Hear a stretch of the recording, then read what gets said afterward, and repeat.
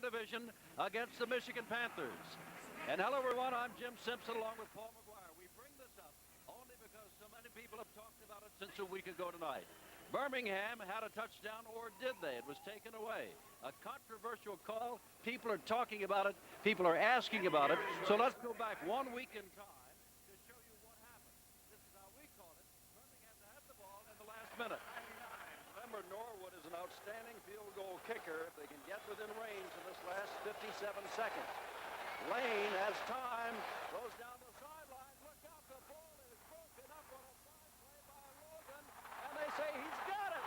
Wait a minute, he threw the ball away. They didn't break the ball. Got it to touchdown. And Mason throws on it. At the whistle blown, touchdown. Logan threw it away in the end zone, and Mason picks it up. What a bowler! What a bowler! Jim, you're absolutely right. A week later, the controversy still remains. Was it or was it not a touchdown? Now, the rule reads, momentum carrying you into the end zone after an interception. No matter what happens, if you lose the ball, you fumble it. If it's knocked out of your hand, whatever, the ball is dead, automatically comes out to the point where you intercepted the ball. Now, Fred Logan, number 24, intercepts the ball. He rolls 2.5 times into the end zone. The question is it momentum that carried him in? If so, then the ball should have been brought back to the 4-yard line where he lands. Take a look at 24, Logan. Here's Logan on the interception. Lands at the 4, rolls over once, rolls over twice, then into the end zone. How much momentum do you need? Gets up, goes across the end zone, and Frederick, number 82, knocks the ball out of his hand. Birmingham thought they had a touchdown. The official come back and said momentum, and it should have been at the 4. There's still controversy. And we're still talking about it, and now you have seen what happened. And later on, by the way, for your information, Jim Stanley, the coach of Michigan, said after looking at the films, they took a touchdown away from Birmingham. But Jim Stanley, that's in the past. Jim Stanley, coach of Michigan, has got problems tonight. He's got a twofold problem. First, offensively, what Tampa Bay, they're going to do on defense, they're going to adjust the linemen, stunt the linemen, to take away from Penny and McGriff and Dornbrook, take away the power of Michigan's offensive line. Now, offensively or defensively, what they're going to do, they're going to have to face Tampa Bay's speed-up offense. They're going to come to the line and run maybe 3 or 4 plays in a row so that the defense cannot get set and bring people in, say, on 3rd and 8 for the nickel defense. They're going to have to play a straight defense. What about Steve Spurrier? He is the coach of the most successful team in the Central Division, the toughest division of the USFL. Thank God he's a quarterback coach, and he was an ex-quarterback. Steve Spurrier has done a great job. He lost 2 starting quarterbacks, Reeves and Jordan. Came up with... Has won the toss and will receive. Now in the standings, Tampa Bay 9-3. Michigan losers in overtime, and that game to Birmingham last week 7-5, so 2 games back, and Michigan is in a must-win situation. Tampa Bay, of course, would rather just go ahead and keep on winning and wrap this thing up. They saw what happened to Philadelphia yesterday. They only had to defeat the underdog Boston to win their Atlantic division, but Boston came back in the closing moments. There is Jim Stanley, and as we said, he has got his work cut out for him, not only tonight, but then their next game, they get Philadelphia. So a loss along the way can be terribly damaging to the hopes of making it as a wild card. But like every other team in the Central Division, Paul McGuire, each team can win its way into the playoffs by continuing to win. The man who is deep there for Michigan is number 86, and that is Lonnell Fee. Well, you're absolutely right. The destiny, it's in the hands of all the teams. Tampa Bay, Chicago, Birmingham, and Michigan. Birmingham especially, they played Tampa Bay twice. Michigan, and both Michigan and Birmingham, they have very, very tough schedules. But again, Tampa Bay, they control their own destiny. They're not looking to any other team to help them. There's Andrew Sisson, 12-year veteran out of UCLA. He will kick off. And this Memorial Day first game of a doubleheader with Arizona-Chicago to follow is underway. Lonnell Fee at the 4. To the 20. Oh, my, and flag goes down. They had him by the face line. That seems to be the obvious call. Ron Relaford, number 57, a linebacker, apparently grabbed Fee by the face mask. And that'll add some yardage onto it. Bobby Hebert, the quarterback. John Williams and Ken Lacey will be the running backs. It's either Relaford or Kurowski. I think, yeah, you're right, Jim. It is Relaford, number 57, and he just grabbed Lonnell Fee by the face mask, and they're going to penalize him. It's only a 5-yard penalty. First down. The referee making the call there was Bill Parkinson. The umpire tonight is Ted Colano. Jeff Bergman of the head linesman. Line judge Woody Spencer. Mike Looney is the back judge, and the field judge is Weldon Waits. Anthony Carter, number 1, comes wide to the right. Derek Holliday with 7 touchdown catches wide to the left. First down from the 30. And there's John Williams getting about a yard or 2. Williams has 9 touchdown runs, including 2 in the fourth quarter against Birmingham last week. Ramey, Nordgren, Carter all in on the tackle. There's Bobby Hebert, 13 of 20 last week against Birmingham, 198 yards and 1 touchdown. And he is reading the play to call off that bandage or piece of plastic wrapped around his wrist. Second down and 9. Carter and Holloway both to the left this time.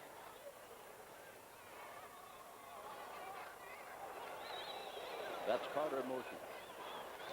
And the blitz is picked up. Hebert fires it out. It's his tight end, Mike Cobb. Cobb gets out near the 35-yard line, where he is stopped there by Paul Kurowski, number 53.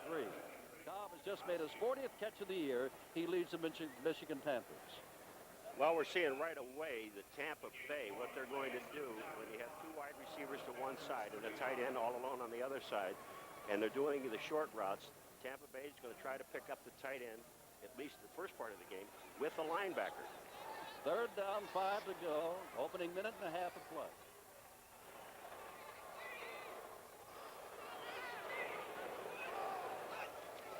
Hebert, play action pass, throws it back across the way to his tight end again. Cobb has got the first down and more out near midfield. Dragged down from behind by Alonzo Johnson. Cobb now has catches number 40 and 41. The trick plays have already started. This is screened back away from the flow to the tight end, Cobb, number 89. Hebert is going to come out on a looks like a sweep, and you see the tight end, what he does, he gets locked up in the middle. Now he's got 3 blockers out in front of him. If he had greater speed, he might have been able to make it downfield. Fred Nordgren, number 68, is the man who made the tackle. From the 49-yard line. Holloway right, Carter left. They haven't thrown to a wide receiver yet. Holloway was only thrown to once last week, as far as I recall. Hebert now is going to try to justify that. Hit Holloway, who's got the first down at the 40-yard line. Hanging on for dear life is Paul Kurowski and Ron Rutherford. Holloway has not had too many catches this year, but they've certainly paid off with 7 touchdowns. And a 22.6-yard average per catch. Holloway adjusted his route very well that time. I don't think the pass was intended for Holloway right off the bat, but he did come back to the ball, picked up the first down. We expect to see a lot of offense tonight. After all, Tampa Bay is number 1 in the league, and Michigan is number 3 in the league. They'll look for some points and ball movement. First down from the 40, and Lacey carries the ball for the first time. Ken has had a remarkable last 2 games, had 106 yards against Birmingham, and the week before that had about 156 yards against the Generals. Second down, make it 7 to go. Call the ball at the 37. Until Herschel Walker. Let's take a look at Bradloff, the center, number 55.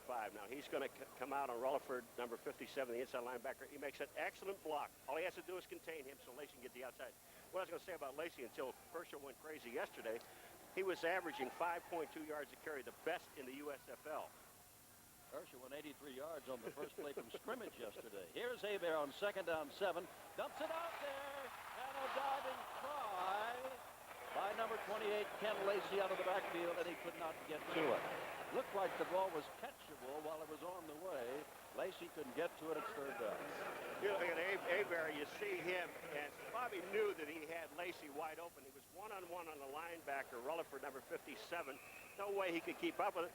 And all he had to do was just lay the ball out and run into it. All right, Tom Thornbrook, number 63, comes out. Gettiker, number 45, is a linebacker. Whoops. Take a look at the heads. Whoops. What do you see some holding, Jim? I thought I did. Third down, and now they have McLean replacing Carter. Nope, McLean's the third wide receiver in there. Carter comes out to the right, starting out from the tailback spot on an eye. And they're looking for Carter, and it's going to be picked off. Flags go down as Gettiker makes the interception and gets back across the 30-yard line. That'll be first down for Tampa Bay, the number 1 team in the league. So Hebert missed the wide-open Lacey for a touchdown and then throws an interception to Mike Gettiker. Turnover time, 11:02 to go. And we'll come back in just a moment to the Silverdome where there's no score. Our game brought to you by Pontiac. Test drive a new Pontiac at your Pontiac dealer, because at Pontiac we build excitement. Third game, Reeves went down. He's available to play, but still on the injured reserve list. And Jimmy Jordan is back as the number 2 quarterback. But Kelly's done quite a job these last 2 weeks. Tampa Bay 9-3-0, number 1 in the USFL on offense. And they're going to go right away to the young man Anderson, the number 1 draft choice of San Diego, signed with Tampa Bay. And you can see why everybody wants him. He's tracked down by David Greenwood. But he goes from a 32 to the 50-yard line, an 18-yard pickup for Gary Anderson out of Arkansas. Moves like I haven't seen in a long, long time. He makes a fool out of it. Now, the blocking up front is excellent. Here comes Anderson. But watch the move he makes right here. That's 1. And then he makes another move to get back to the outside to pick up 6 more yards. First down from midfield, no score. First 4 minutes and 7 seconds of the game. Fake to Anderson this time. Kelly with time. Throws Anderson out of the backfield. There's another 8 yards. Down to the 42-yard line. Greenwood again makes the tackle. They've got a matchup going.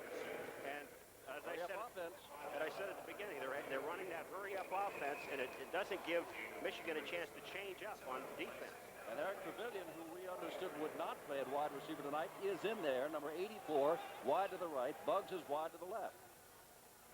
Second down, 3 to go. They're looking for Trevelyan. They've got Trevelyan, and he's got the first down. Inside the 35-yard line goes Trevelyan with Andy Canavino, number 62, and Borland 52 hanging on. Another first down, and Tampa Bay is moving the football. It's tough defensively because you're not getting your signals in time. You've got to make the adjustment. Tampa Bay's going with just 2 wide receivers, and they're splitting out the tight end. Ball on the 33-yard line. Anderson has the ball. A little delay. Runs up the middle. Look out. And down with a saving tackle by guess who? David Greenwood, number 31 again. You know, the first and only time, I should say the first time, that I ever saw their hurry-up offense, Bud Wilkinson of Oklahoma pulled it on Army up at Yankee Stadium and ran for a score with it and upset Army when Oklahoma did not have that good a team. It's frightening when they come out because they're calling the signals at the line of scrimmage. They're calling the plays from there, and that's easy to do. All at the 15-yard line. Michigan drove. Gettiker intercepted. Tampa Bay has come back in a flurry. Kelly lost the football. It's going to be recovered by Michigan. Turnover upbeat. And that is Kyle Borland. Kelly drops the football, and Borland picks it up. Jim, Kelly just pumped it like he was going to throw the ball. It was a forward action, but the ball comes out of his hand. Take a look here. This is a judgment call by the official. He's looking at Kelly. He fakes the ball. He's trying to pull the ball inside. Great call by the official because it could have been called an attempted forward pass, but they knew that he was trying to pull the ball into his gut. Borland picks it up, and they have the ball. At the 24-yard line, each team has moved the ball. Each team has been stopped by its own mistakes. On the 24, Bobby Hebert sends Carter to the right and Holloway to the left. 9:09 to go, first quarter.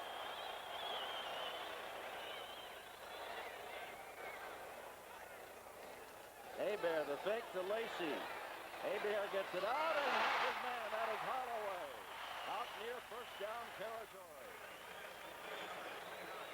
And moving the ball back across the 35-yard line, that is the first down. Warren Hanna made the tackle. I like this offense because you remember the last series of downs, Hebert threw an interception to Gettiker. Comes right back on the first play and throws the ball again. That's confidence in your quarterback. What I would do now to keep some of those linebackers playing a little safer is to run another screen or 2 or a draw play to keep the linebackers because they're flying out and they're getting extremely deep. On the 36.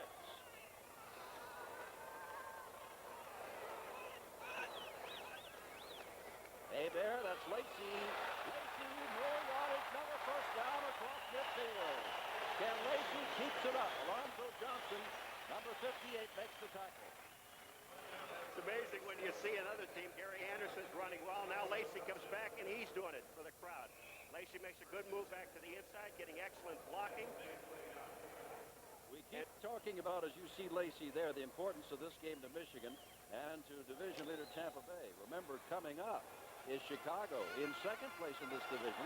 They play Arizona, and you'll see that game following this game live here on ESPN from the 49-yard line at Tampa Bay. It's been all offense. Hebert one punt. Now puts it deep for Anthony Carter. A foot race. Carter not there in time. Pursuing him was Jeff George. And the ball was overthrown. George, number 33. If you ever question the speed of Anthony Carter, don't anymore. He almost runs this ball down. He runs a streak pattern. He's going right down the middle. George, number 33, is with him. Also, Edwards, number 27, is with him. But look at Anthony pull away and almost catch the ball. Edwards, the safety, gets frozen just a little bit inside, and he starts late. There's no way Edwards is going to catch Anthony Carter. The only man that has a chance at him is Jeff George, number 33, but Carter outruns him also. Second down and 10 from the 49. 7.5 minutes to go. First quarter, no score. Oh, my heavens. You think somebody's offside there. The man, he is a designated sacker with 13 sacks. Kenny Times, number 74. And he might have had another sack there, but it would not have counted because he was about 2 yards deep in the backfield before the ball was snapped. Well, the number 1 and number 2 quarterback sackers in the USFL are here. Meaning the team. The two teams. John Corker is number 1 with 21.5 sacks, and Times is the other man. He's second with 13 sacks. And Tampa Bay has 47 sacks overall to lead the league, and Michigan's got 46 to be second in the league. Scares the quarterback a little bit coming into a game like this, Jim. Second down, 5 to go. Ball at the 44-yard line. Jim Stanley, former head coach of Oklahoma State, the head coach of the Michigan Panthers.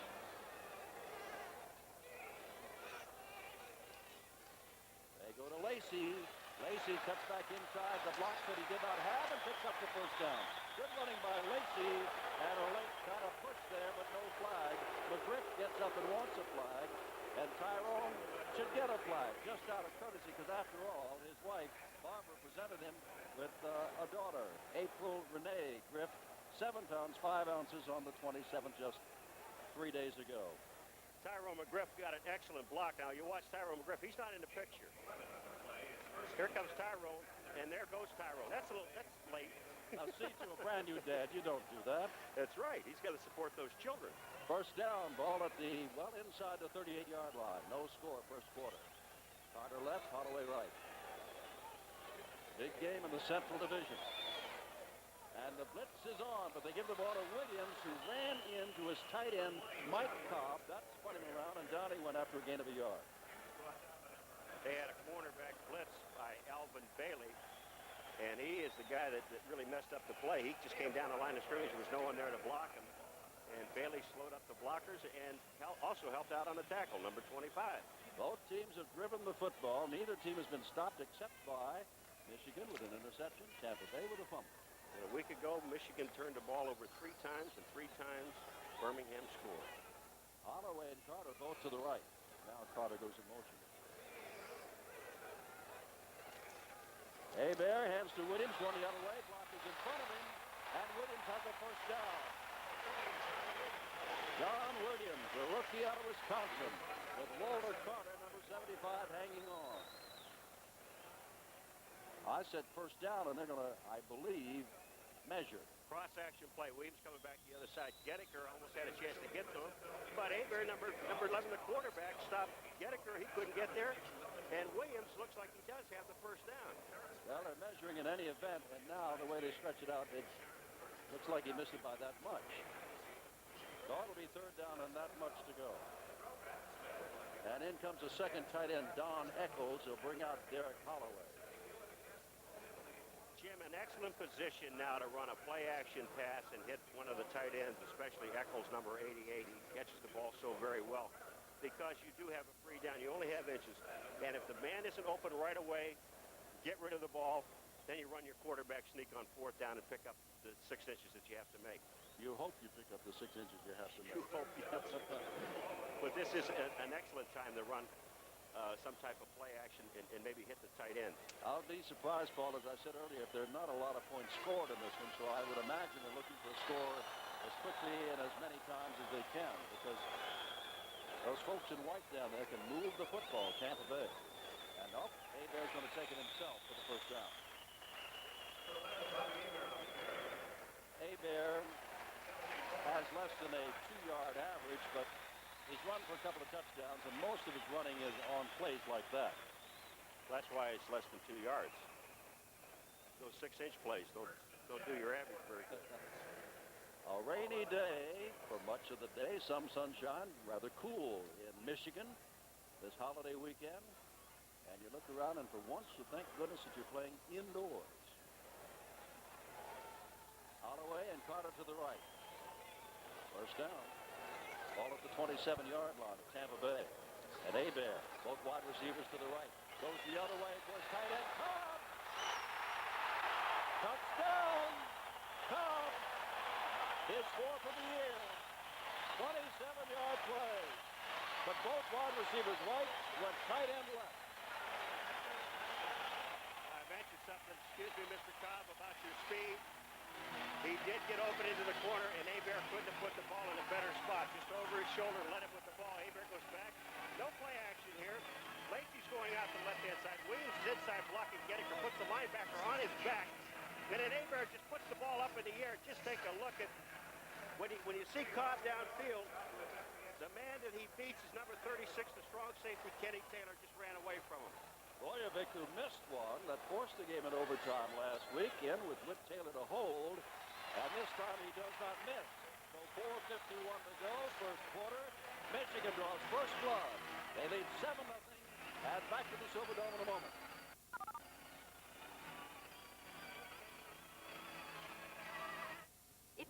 Now you get the impression that Mike Kelly's going to come out throwing again, and Gary Anderson's going to put it on again. There's Cobb, who has made his 4th touchdown catch of this year. Third catch tonight, 45 yards. He's having a good night. And there's Novo Bojovic. Got his first name. That last name is the one that gave us trouble, and I missed his first name. Novo Bojovic. That's Alvin Bailey, standing back near the goal line to receive. Warren Hanna is back on the near side, and Sam Platt on the far side in a 3-deep situation.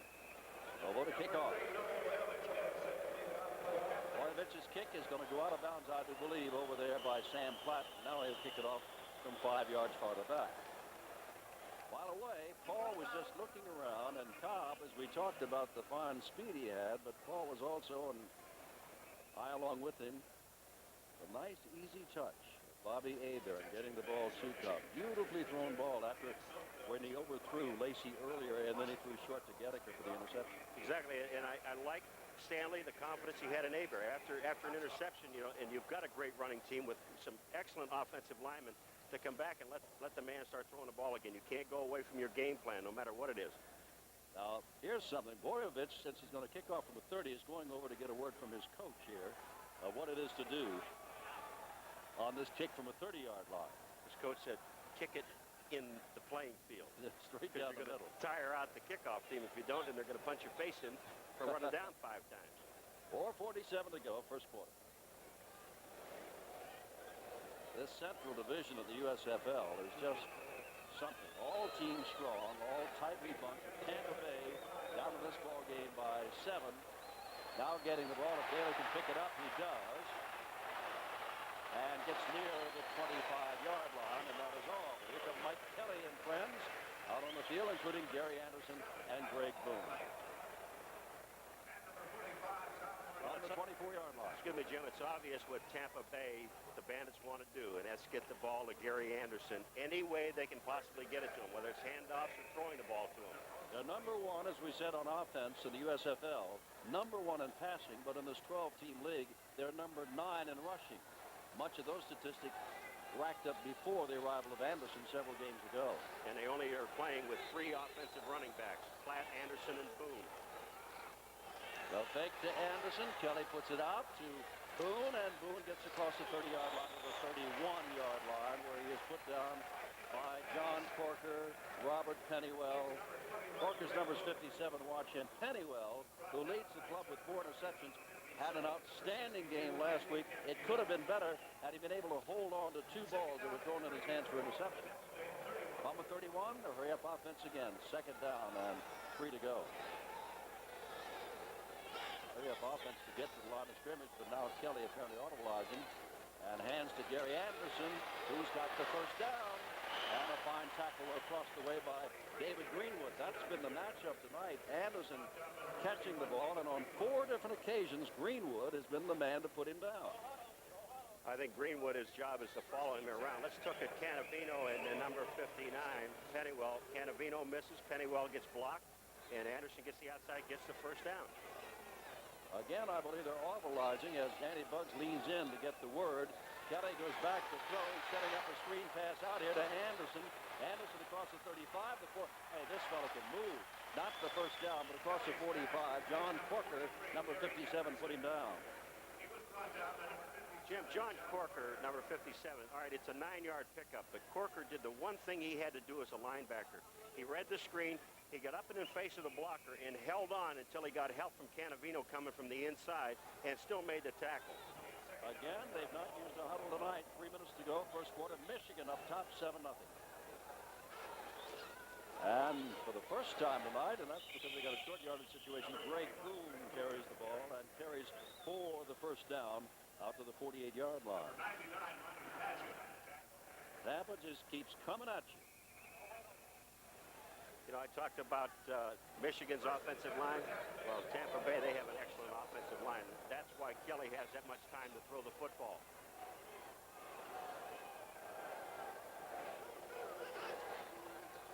Kelly going on every down, may not get a chance to throw, does not get a chance to throw.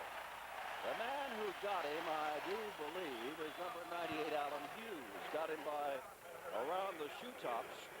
And Kelly stumbled to the ground. There is Allen Hughes, a first-year man out of Western Michigan. And that is credited as a sack, so now each team has 47 sacks to lead the league. Now on 2nd and long, the handoff is to Anderson, and he is tripped up as he gets near the line of scrimmage. And the man who did it is Andy Canavino. Look at here, Michigan, they're getting 3 people in the ball game. They're taking out 3 linebackers, Borland, Pennywell, and Canavino. They put in a defensive back, a defensive lineman, which is Phil Dokes, number 72. John Arnaud comes in the game, number 25, and also the linebacker in the middle. And I think it's Coakley, number 58.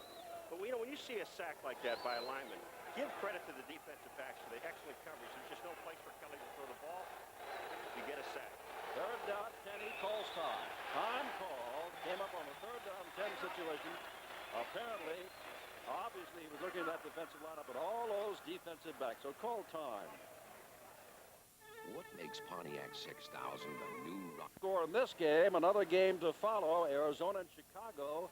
Remember, Tampa Bay 9-3 in the Central Division. Chicago 8-4. It's right after this game, scheduled for 9 o'clock Eastern time tonight. And here's our score, 7-0. On the touchdown pass by Cobb, it is 3rd down and long to go. 3 wide receivers in there for Tampa Bay. Buggs is saying, I can't hear. So the referee, Bill Parkinson, steps in and calls for time. And this is the best way that you can stop that hurry-up offense, to get the fans to cheer. And when they do that, then it's tough for the audible, because Buggs was leaning in. He's, 20 yards away from Kelly. He couldn't hear the play. The fans have gone on. 3rd down, 10. Kelly gets the ball away. Anderson close to the 1st down and may have gotten it.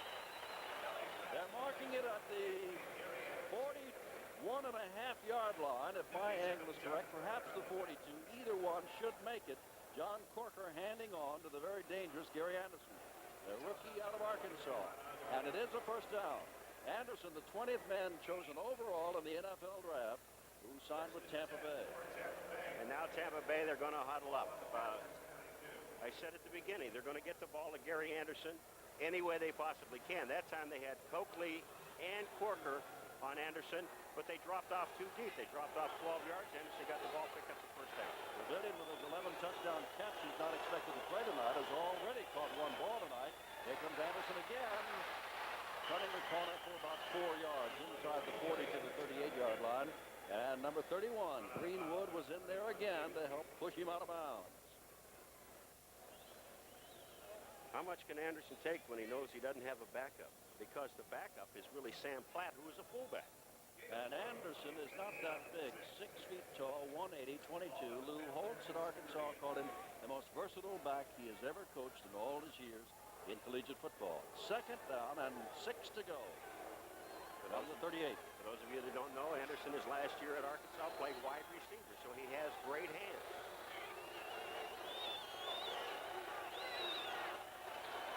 There's Mike Kelly. Kelly gets the ball away and overthrows everybody. The nearest man, too, was Ron Osborne, a cornerback who was back there. Padgett was the one rushing Kelly and making him get the ball away. Kelly last week went out against Oakland, a team that had released him a half a dozen weeks ago, threw for 307 yards, no interceptions, and 2 touchdowns. And as John Ralston said, we didn't expect him to come out that hot. He learns quick. And that's the difference of having your head coach an ex-quarterback. And that's the adjustment Spurrier has made all year long. He had 2 starters go down, as I said before, Reeves and Jordan. Pick up Kelly, and he does the job for him. Third down 6 from the 38, the last 40 seconds of this first quarter. And Kelly. Oh, the ball is up for grabs and caught by nobody. The closest man to him was Borland, who has already picked up a fumble. It's 4th down. Gary Anderson already has carried the ball 5 times for 47 yards. That's better than 9 yards a carry, and has had 3 receptions for 27 yards. That is 9 yards a catch. 74 yards. The first quarter isn't over yet in total offense for Anderson. Well, you better get a kicker on the field somewhere because they don't have Anderson on there. Here he comes. Here he comes. Kelly over there talking on the sideline. Anderson comes out, and he just arrived where you see him standing down at 46. Well, he has to put on a different shoe. He's a straight-ahead kicker. Part of the man deep. Going toward the sidelines. Might turn out to be a pretty fair kick for Anderson, as the ball will be marked at the 16-yard line with 27 seconds to go in the first quarter. So, 7-0 on the touchdown catch by Cobb. Michigan leads.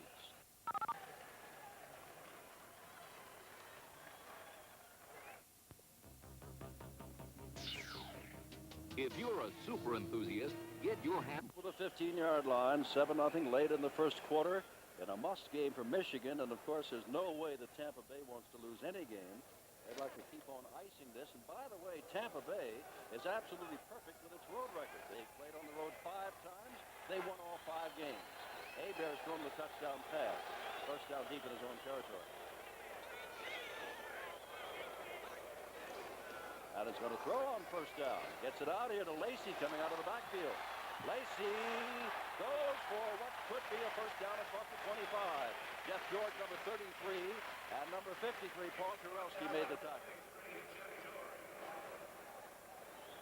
We talk about these offensive lines of both teams, and when you have all day to throw the football and no pressure by the defensive line, stopping the defensive line at the line of scrimmage, that's excellent play. That's the end of the first quarter also, and what a fast and furious first quarter it has been. An interception and a fumble, and then the touchdown pass. Michigan 7, Tampa Bay nothing. from out of the distance. Monday Night Football, the USFL live on ESPN. I'm Jim Simpson with Paul McGuire. We begin the second quarter. There's a big difference between this Monday Night Football game and our normal Monday Night Football game in that there is another to follow. Arizona at Chicago once this game is over. 7-0 Michigan. They lead. They've got the ball at the 26-yard line, first down. Chicago with a new quarterback, Bobby Scott. Eccles and Cobb, 2 tight ends in there, 1 wide receiver. That's Anthony Carter, who hasn't caught one yet. They've thrown whoops. They have gone offside again, but this time, Kenny Times, who was offside once before, is saying that this time he was drawn offside. And if not, Kenny's going to get caught for the second time of being a little bit too eager. And it's the second time that Hebert in Michigan went on a long count.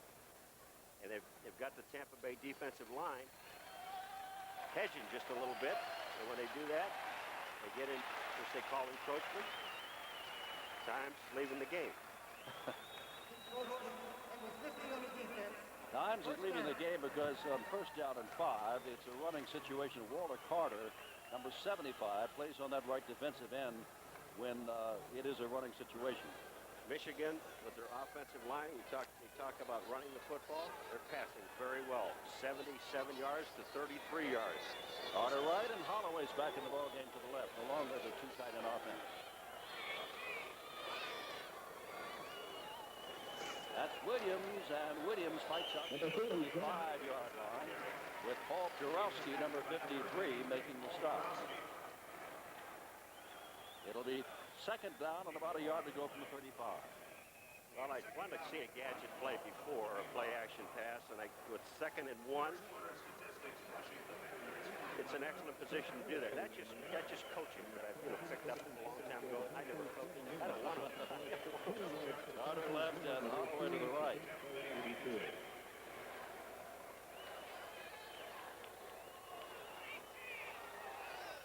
Long count on second down 1. Lacey with the football, and Lacey's got the first down.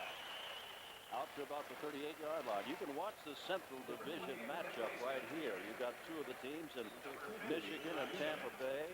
And once this is over, you got Chicago, the second-place team. 14 minutes left in the first half. 7-0 Michigan. Steve Spurrier and company along the sideline over there. And somewhere over there is John Reeves, the quarterback who broke his wrist in the game that Paul and I did down in Tampa Bay many weeks ago. But he's ready to go, but must stay on the injured reserve list for 9 weeks. Carter in motion on first down. Here's Williams. Oh, my. He stood up by number 58, Alonzo Johnson, the rookie out of Florida A&M. Absolutely stood John Williams straight up in his tracks. No gain, second down 10. When you look at that play, and Hebert went out there, which is called a bootleg, after the play, and nobody covered, and the linebackers were filling, and that's Gedeker on that side. They pursue so well. Don't be surprised to see that bootleg play or a pass play off of that coming back to the weak side. Second and 10.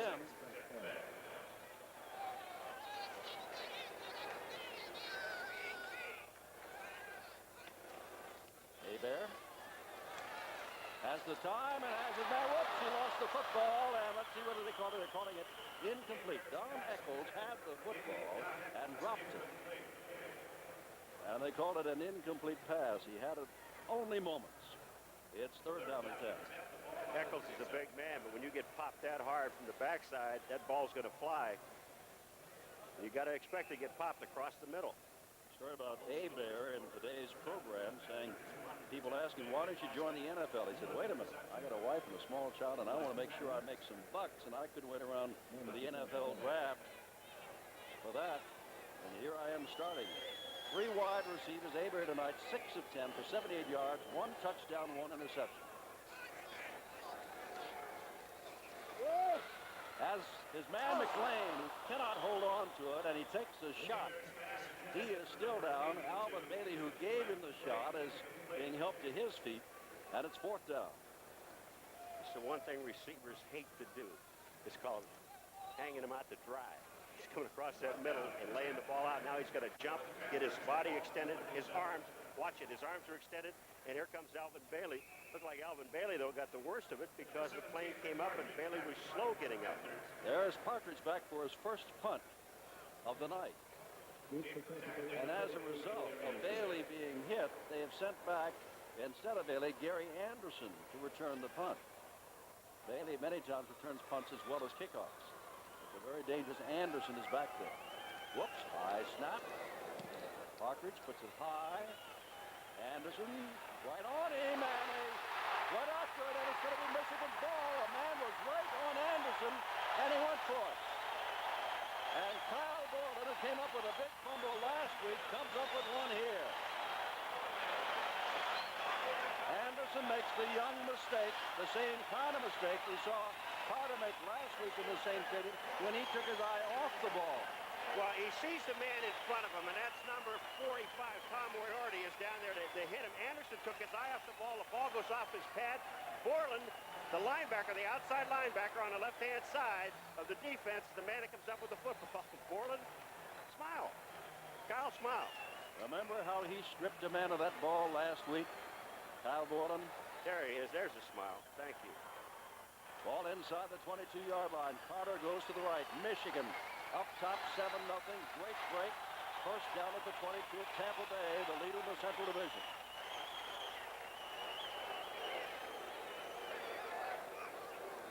Hebert throws it out here, and Lacey cannot hold on to it. And by the way, for the first time, we noticed Terry Miller, who was a great player at Oklahoma State, then did not quite make it in the NFL. Three-year veteran, played for Jim Stanley at Oklahoma State in there in the backfield on that particular play. Not involved in the play other than as a blocker. That time, Hebert had a play-action pass and got Lacey out in the flat. And the ball was, in all defense of Lacey, the ball was thrown behind him. But he should have stopped to catch the football. Can't go anywhere without it. Second down and 10 to go.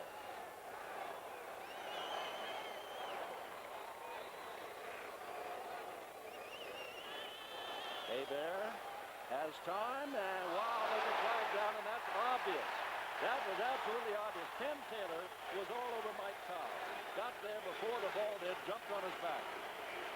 Now remember, that's a 15-yard penalty, which would take the ball from the 22, 15 yards downfield, plus the first down. Cobb is 6'5", Taylor is 6'1", and he just crawled up his back to get to him. He knew that he couldn't get the ball away, but again, the good rule in the USFL is that it's a 15-yard penalty, or what's it, half the distance to the goal line?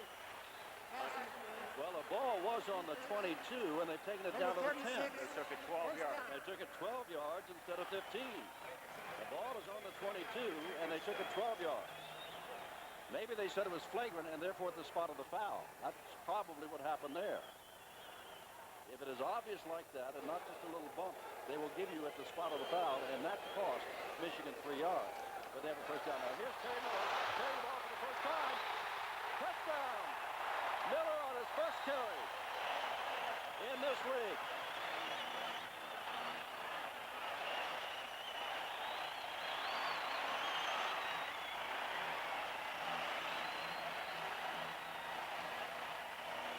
Jim, look at this. You talk about following your blocking. He's going right up into the line. That's Chris Godfrey, number 70. He gets behind the big tackle, and he said, I want to score my first time out, a 10-yard run. Here they go again. Look at Godfrey. Godfrey and Tyrone McGriff. McGriff gets an excellent block on 45. Gettiker. Godfrey goes up in. Terry Miller knows how to follow the big men. In for the score. Boyovich in to add the extra point if he can, and he can. 12:21 to go. And Michigan chasing the division leaders Tampa Bay, doing a good job thus far. They lead 14-0. 2 minutes and 21 seconds yet to go in this game. The Bandits not in a panic situation. Boyovich kicks off, and they can blame a lot of this on themselves. A fumble set up that touchdown, and a fumble prevented Tampa Bay from scoring earlier on. Hannah brings the ball back to the 20-yard line where Mike Edwards upends him in a hurry. And now getting up, saying I had a great big part of it too, is Ira Albright, who has been in and out, mostly out because of injuries, but makes the good hit there. Well, when you only have special teams, you go for it. 2 plays, 21 yards, 15 seconds, and a 10-yard run by Miller. It was beautiful execution, especially by the offensive line, and the two guys in particular, Tyrone McGriff, 61, and number 70, Chris Godfrey. Mike Kelly, the quarterback. Ball at the 20-yard line. Lots of time in this half, let alone the ball game. Kelly throwing on first down and puts it up and overthrows everybody, including the man that's intended for, number 88, Danny Buggs. There is John Reeves, broke his wrist in a game we did some time ago and was talking to Paul and said that he could come back. Yeah, John is the guy right in the middle of the second guy you see down the screen. And John said that his arm feels fine. In fact, he can play a little golf. but the fact that they put him on injured reserve, and that's the reason why he came back. The last 2 games he'll be able to play. Remember the College World Series of Baseball live beginning Friday, June 3rd out here in Michigan. They're excited. Their team has won their regional. They're on the way. You'll see up to 15 games here. And move on the far side of the Tampa Bay line. Looks like Doug Mackey, the left tackle. Doug Mackey made a great move. He was going for the middle linebacker. He looked like a tight end trying to release. He gave a little shoulder fake and everything. Just went out for the linebacker, except he left the whole count too soon. Second down, 15. The ball from the 15-yard line. Repeat, our referee tonight is Bill Parkinson. 14-0. Here are the yards penalized. Tampa Bay 26, Michigan 10. Gillespie is in the ball game wide to the right. Caught 2 touchdown passes last week against Oakland. 17 catches all year, 2 touchdown catches last week. Here's ball goes up in the air. And I don't know if they're going to call that. They're going to call it, I think, a sack. Back there, Paget. Kelly tried to get rid of it. It was up in the air. Nobody could see it. And it's not an incomplete pass, it's a sack. Big Paget, number 99. Ronnie Paget is the guy that's going to get there. He's got Kelly. All he has to do is that one. The quarterback is already down. No matter what happens now, he throws it left-handed, Kelly. Ambidextrous. I'm ambidextrous. I can't use either hand. But Kelly threw the ball left-handed. But once he was grabbed in the grasp of Paget, the referee was right there. The ball is dead. You saw where the ball was, just over the 2. The original line of scrimmage is the 20. Running play right here. Third down. That's a safety. They just called all over the man, led by Tipton. No chance for Greg Boone. Tampa Bay's having a tough night. Michigan's having a great night. They'll also get the ball back. Trying to get the ball to Boone. Boone slipped. There was a mix-up in the backfield with Kelly. I figured you're going to have a running play. You had, what, 3rd and 28 or better to go for the first down. But watch Boone here. He's going to bump into Kelly, and as he does that, he never crosses the line of scrimmage. Dave Tipton, number 65, is there. He's credited. He gets the 2 points. 11:25 to go, and Steve Spurrier wants to instill some confidence, but also wants to say a few things to his rookie quarterback, Mike Kelly. Remember, Jimmy Jordan, who was number 2, he was also hurt, is available to come back in, but Spurrier being a quarterback himself, I'm sure he's going to stick with Kelly, who's had 2 good games. But let's face it, it's not all Kelly is doing tonight. Anderson has fumbled a punt. There have been penalties. And sacks of Kelly, who has been sacked twice, as now Michigan has taken the lead in sacks with 48. The number 1 offensive team, Tampa Bay. The last 6 first down plays, they've netted a total of 10 yards. That's incredible. When you shut a team down, when they're number 1 and they're tough on first down, when you can shut them down to 10 yards in 6 plays, you're doing something defensively. Well, now Fee is back. Anderson will punt the ball away after the safety. Well, Michigan leading by 16. Will have outstanding field position, barring some kind of turnover. There is Fee. And here's the punt. Good punt by Anderson, driving Fee all the way back to the 23-yard line. 30, across the 40, and they'll have the ball across the 40-yard line. First down. 11:16 to go. It's been all Michigan thus far. Panthers lead 16-0.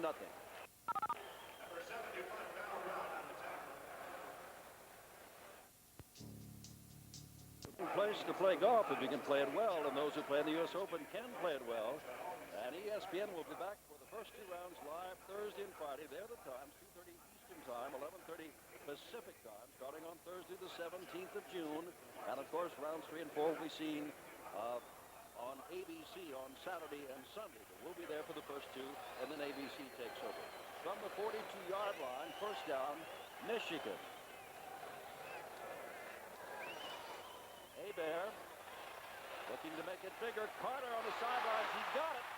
And it's bumped out of bounds. First down. They'll mark it near the 45-yard line. Hanna bumped him out of bounds.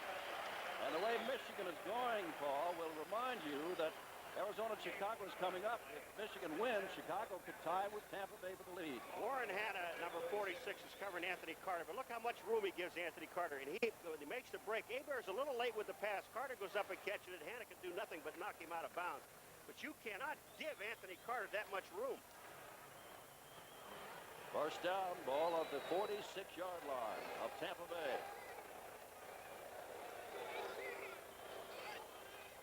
Whoops, now it is Michigan's turn. Dornbrook and Finney, at one time teammates with the Pittsburgh Steelers, both went offside, so it'll be first down and 15. You know, Paul, when Tampa Bay came out, first time they had the football after Gallagher's interception, they moved so quickly down the field. Kelly was letter perfect, and then came the big mistake when he had a fumble. You're going to see both guys. Dornbrook jumps offside 63, but also, you're right, Kenny right next to him, number 74, also jumped offside. You know, sometimes, Jim, when you're talking about that first series of downs, when you have that hurry-up offense, you're apt to make mistakes. When you're moving the ball that well and you get deep in someone's territory, then it's time to slow it down a little bit. Gary Miller is in there with Lacey now. John Williams is not in there on first and 15 from near midfield. He almost had Finney going offside. Well, they got to get that ball away because the blitz is on, and Hebert did a good job in getting the ball away. Headed toward Mike Cobb, who, by the way, was double covered. It's second down and 15. Lonzo Johnson, number 58, putting the heat on.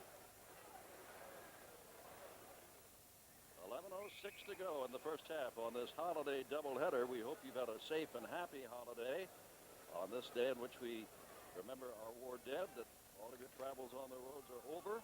If you have some to go, be careful, please.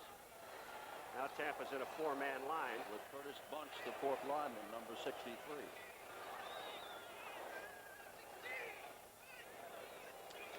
Second down, Miller. And a couple of yards. And that's about all. Fred Nordman, James Ramey.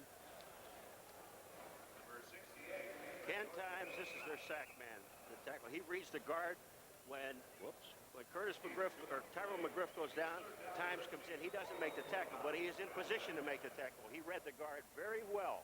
And Ramey did an outstanding job of making the tackle. There's the score, 10:35 to go in the first half. Third down and 14 to go. Three wide receivers. McLean joins Holloway and Carter.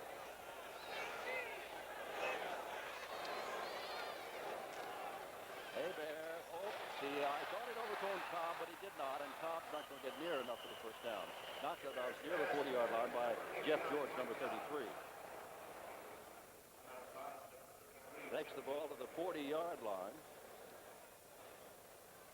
where it is fourth down and a long 4 to go. So on to the field comes Rick Parker, the punter. Unique style of punting. We commented on it last week. He puts the ball in his hand, and then he cocks the ball inside. And normally you see a punter drop the ball flat. He drops the ball with on an angle. Alvin Bailey is deep this time, not Anderson, who fumbled a little while ago.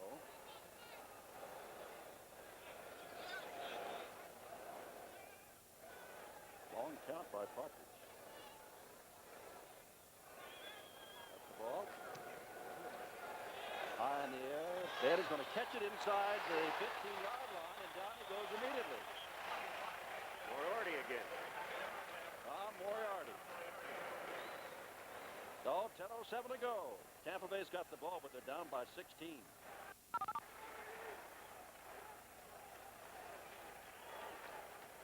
If you've been thinking By at Soldier Field, Chicago for the live presentation of Arizona and Chicago once this game is over. Paul and I have just been given our most difficult assignment of the day in this 80,000-seat stadium. Try to guess how many are here. 21,706. 22,107. We'll wait and see what happens. Guard move. And, Kelly takes the shot, and Corker said, I didn't do anything. That was Bobby Hopkins who moved. But Kelly went back, and John Corker was on a blitz and bumped Mike Kelly about 4 yards toward the end zone and then said, hands off. Start. Number 64 on the offense. And that is Hopkins. I remember when they got down here before, they had all kinds of problems. He got back from the 20-yard line all the way back to the 2 before the safety occurred. The amazing part about it, Tampa Bay is a well-poised football team, and Michigan Panthers, they are not doing anything different than we've seen them do the last 4 out of 5 weeks, Jim. They're playing the same type of defense. They're not moving people around, and just a little bit too much excitement as far as the offensive linemen. They're moving all over the place. First down, 15 from the 7-yard line. Showing blitz, and they've got the blitz on. And Gary Anderson picks up some yards with Borland making the stop along with Porker at the 15-yard line. 9:54 to go. Remember that Tampa Bay has won every game on the road thus far. There's Pennywell. He's in number 59. He's in on a blitz. Cannavino gets blocked on the outside, and Pennywell got knocked down by number 21, Greg Boone. Opened a hole, and Anderson picked up 8 yards. Second down and 7 to go.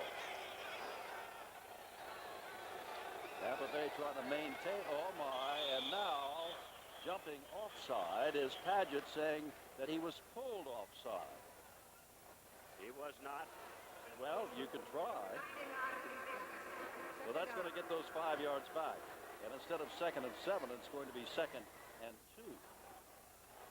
A big difference there. Takes the ball out to the 20-yard line and could help sustain something for the Bandits of Tampa Bay, who have only had 1 drive thus far tonight. And that was stopped by a fumble. Pavilion goes wide to the left, and Buggs comes to the right. They haven't gotten the ball to Buggs yet that I can recall. They've thrown to him. Now the quick pitch to Anderson, and Anderson gets a good hit, and now Borland's the man responsible. Number 52, you'll see at the top of the pile there. That little help from Pennywell.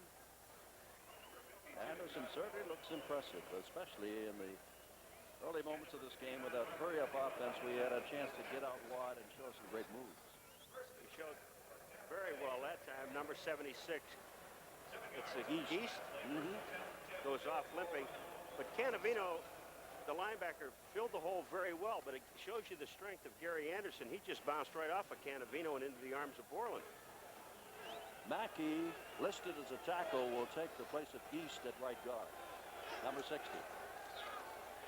First down, the throw, there's Anderson. Pennywell's got him, and oh my. Ball is loose, and a flag goes down from way upfield. Let's see what was called. They're saying the ball belongs to Tampa Bay. And whatever that man threw must have been the mark where the ball was in for play in case they had advanced from there, because the ball still belongs to Tampa Bay. And Anderson's going to go off the field here. He gets a shot in the back. The first initial hit is not the hit that hurts him. You're going to see coming from the backside, and now that's Pennywell, number 59. It's holding him up. It's going to come from the inside, and that was number 96. Sorry, I didn't get it. Boone carries the football. The only person I can think of is 98, Allen Hughes. But Anderson took a shot, and the reason that's important is Anderson went off the field, shaken up on the play. And remember, Tampa Bay, they only have 3 running backs.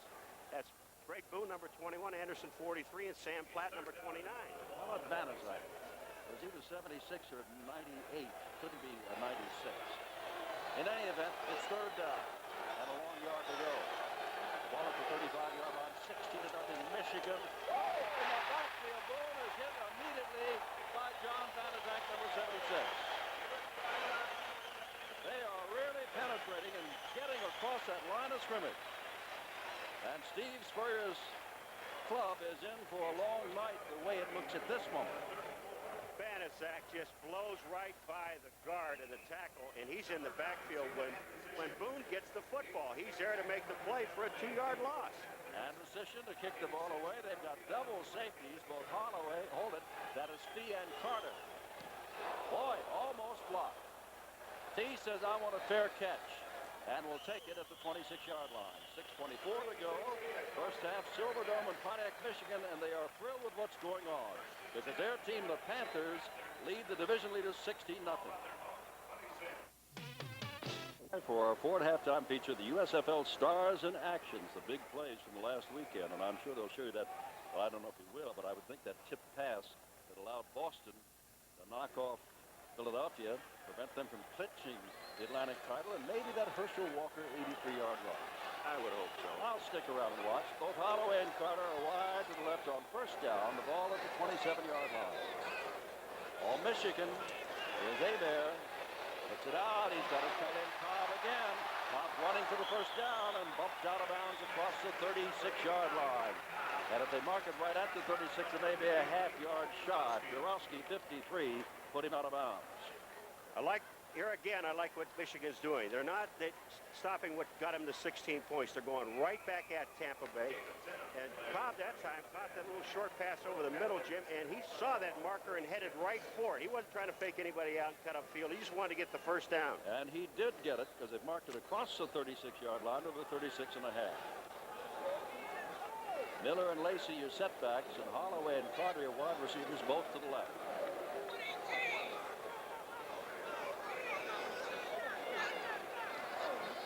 And here's Terry Miller, who's got a touchdown already.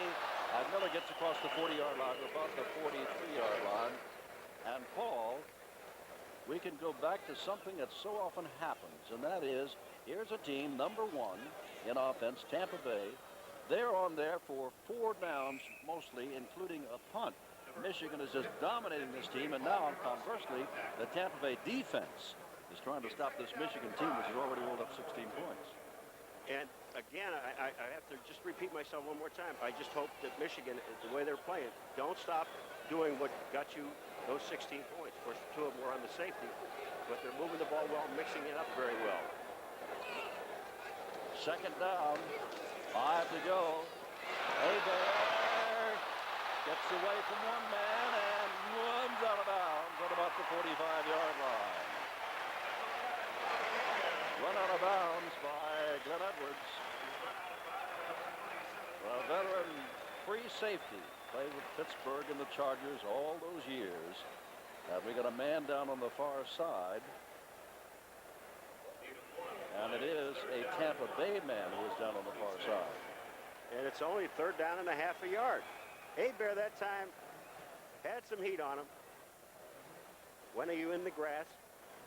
Trying to see who that is. Hebert, 9 of 16 for 108 yards. He's got the touchdown. He's thrown an interception. And that is their number 1 sacker, Kenny Times, who was shaken up on the sidelines.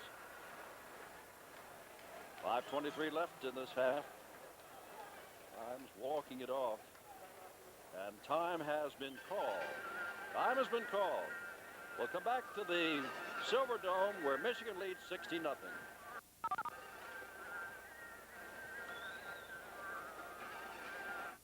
Walker had a great day against the Federals yesterday. 194 yards, 83 yards on the first play from scrimmage.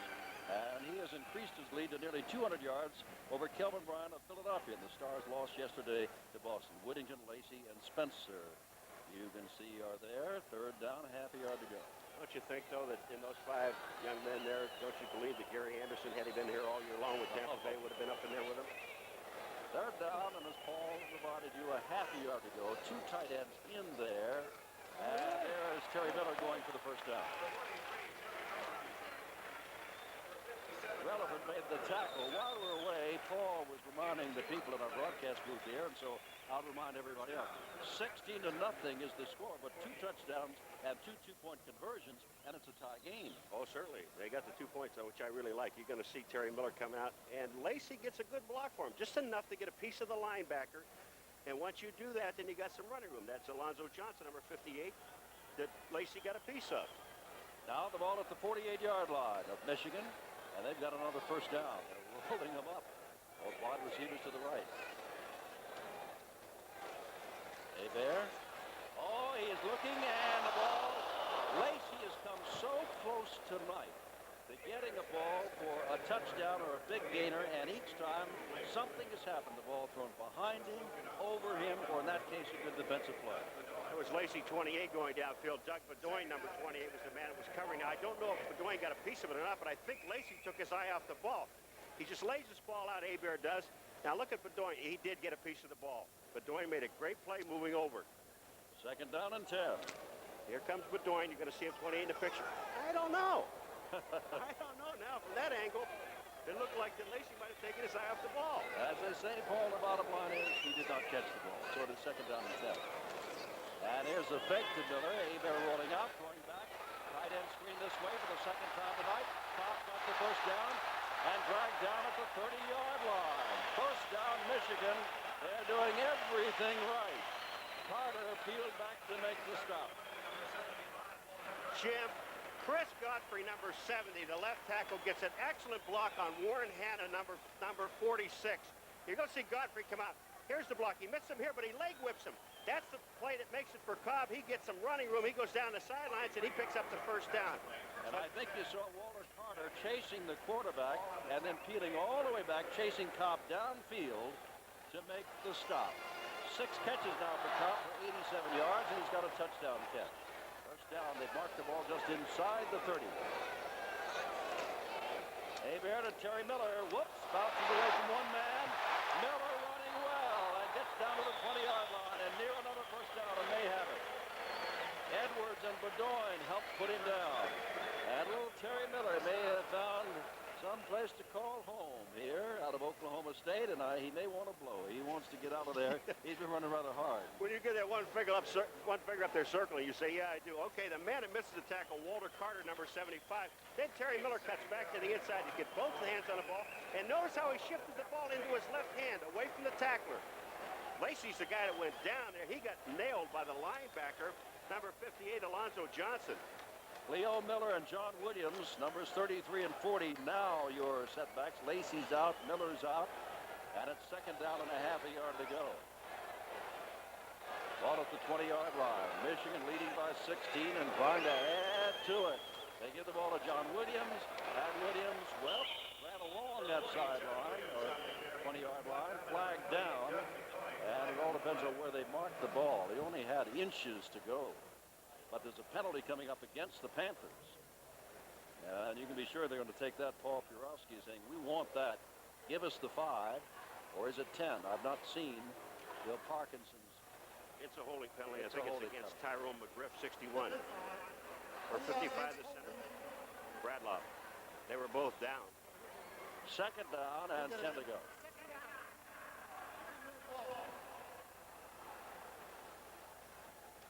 Parkinson calling for yet another ball. We're in the Silver Dome. We are live on ESPN Monday Night Football with another game to follow, Arizona and Chicago. There is Tyrone McGriff. He's holding. Well, you got two guys holding. Radliff, they called number 55, but Penny was also holding. I mean, not Penny, excuse me, but McGriff.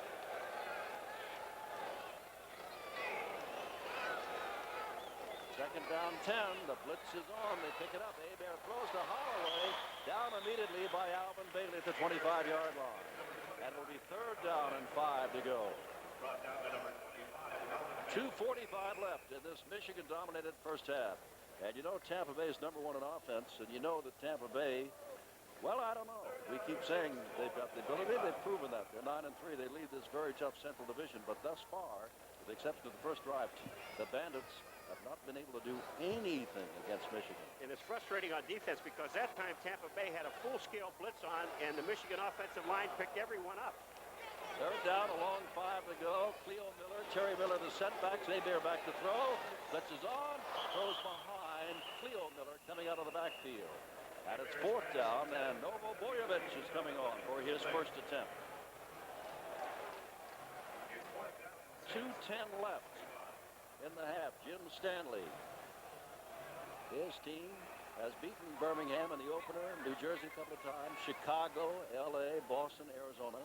They've lost to this Tampa Bay team 19-7 earlier this year. And now they're leading 16-0, looking to go up 19-0 on a 42-yard field goal attempt by Boyovich, who was 6 for 10 between the 40 and 49. From 42 yards out, Boyovich puts the ball up. And it is good. 42 yards out.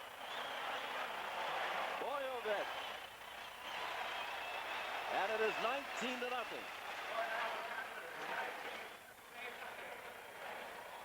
So we'll tell you again that if this score should stand up, Michigan would be 8-5. Tampa Bay would be 9-4, and if Chicago can beat Arizona tonight, and that's the game coming up after this, they would be 9-4. So it'd be a tie between Chicago and Tampa should all these things happen. And Michigan would only be 1 game behind, and a very good Birmingham team 2 games behind. But with better than a half to go, don't start counting any chickens. You can take a look at that Central Division standing as we are and make all the suppositions and profits as you want. But wait till Tampa Bay is beaten, if they're to be beaten. Wait till Chicago beats Arizona, if it is to beat Arizona. Remembering George Allen's team down in Tempe, Arizona, and Sun Devil Stadium had a 17-point lead, 4th quarter earlier this year against Arizona, and lost. And lost. And how can they go in there and be an 8.5 to 9-point favorite in Arizona? Boyovich kicks off. Ball is taken over here, almost stepped out of bounds. And back very quickly comes Sam Platt. And Platt gets across the 30-yard line. And they got the 2-minute warning coming up. Tampa Bay not yet on the scoreboard. And they got 1 minute and 57 seconds in this half to get on the scoreboard. Escape this 19-0 lead of Michigan. Still must go home and play Birmingham. And then they've got to play Chicago, number 2 in the standings. Michigan, should it win, has to go on the road for the next 2 games, including Philadelphia, which must be burned up after losing to Boston last second yesterday, next Sunday. 1:57 to go in the half. The ball is the 31-yard line. 1st and 10, Tampa Bay.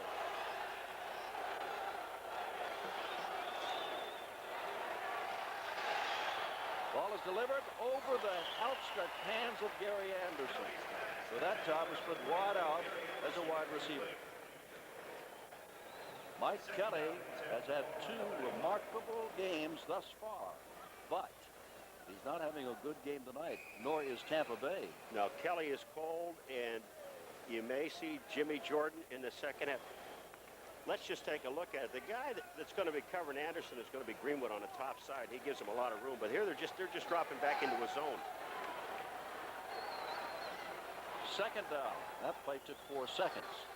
Showing blitz, but they don't blitz. Kelly back, putting it up in a foot race out here for Bugs, and right with him is Clarence Campbell, and they're going to say no good. I said Clarence Campbell, Clarence Chapman, beg your pardon, because Clarence, after that good play, you deserve the right credit. 7-year veteran out of Eastern Michigan. Mikulocic is now in playing one of the tackles, as you can see, number 62 for Tampa Bay. The starter earlier in the year.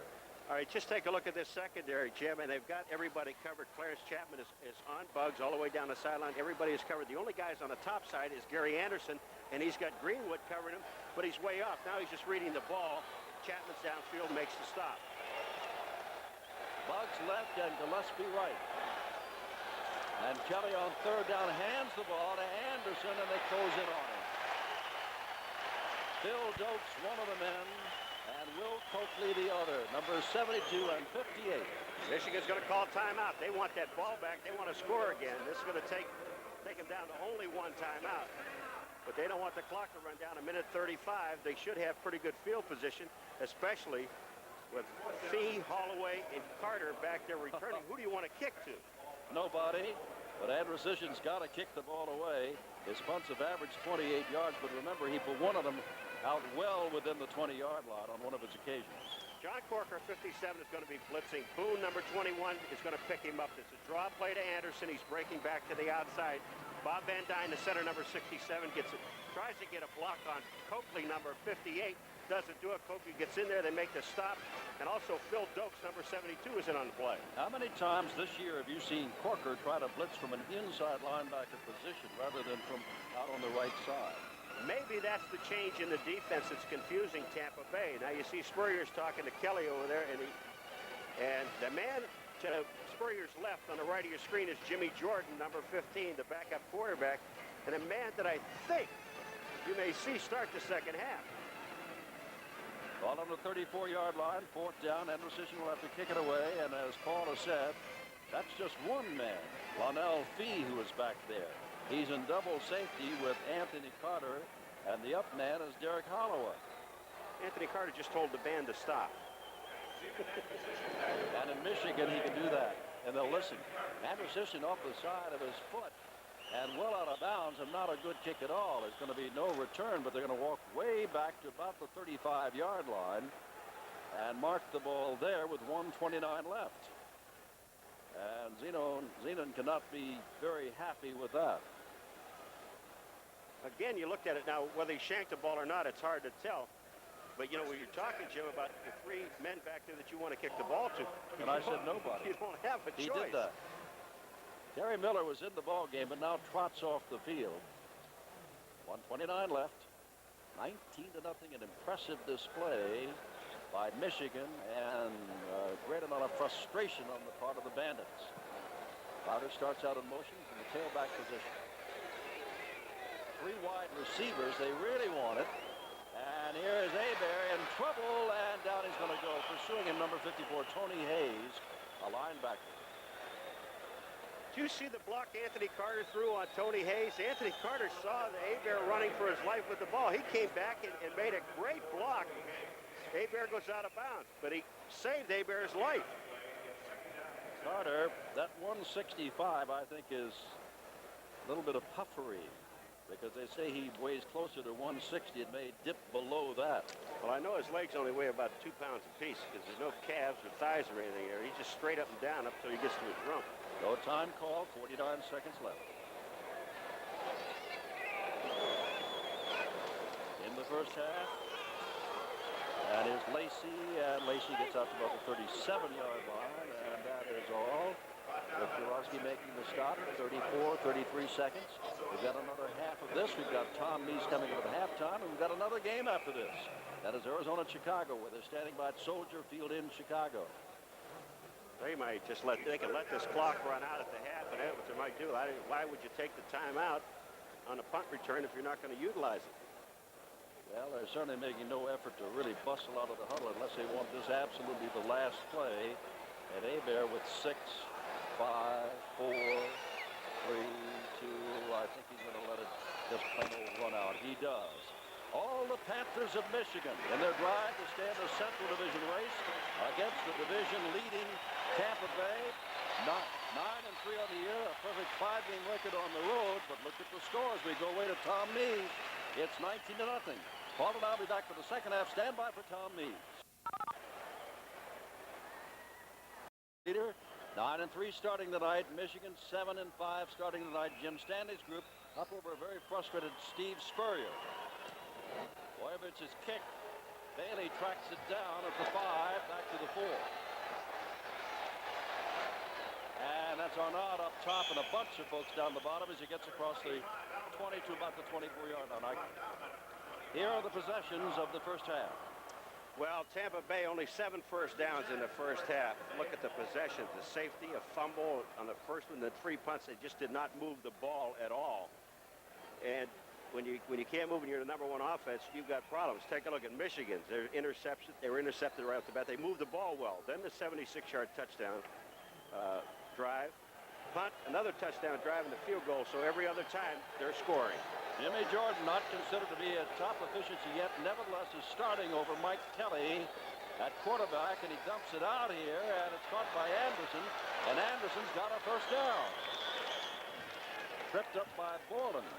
You know, as you take a look at Jordan, remember, right after John Reeves broke his wrist, the very next week, Jimmy Jordan came up with a very severe bruise and thought a separated shoulder at the time, but he is back and he is okay, and the injury was not as bad as it first thought. They were talking to some of the people at Tampa Bay, Bugsy Engelberg for one, and Bugsy was telling me that Jordan is just about 40 to 50%, so he's not sound right now. He's got Anderson and Boone in the backfield, and looking again on the end and throws it past Trevelyan. Eric Trevelyan was also playing hurt. But you go back to see what has happened in the first half of this 19-0 ball game. I can't help but remember what Steve Spurrier said after last week. He said somebody up there must be watching over us because we had 6 fumbles and still won the football game against Oakland and one going away. They lost 3 of the 6. Well, a fumble by Kelly prevented them from scoring on a big drive in the first quarter. Then a fumble by Anderson on the punt set up the score. So somebody up there tonight not watching over Tampa Bay thus far. They're about as fair play. Second down and 10. Jordan has to run, and look out, pass is there with him. That throws him back to the 31. Yet another sack. That's the third. And credit this sack to David Greenwood, number 31. What he did, Jordan was going to throw a little quick pass to Eric Trevelyan, number 84, on the outside.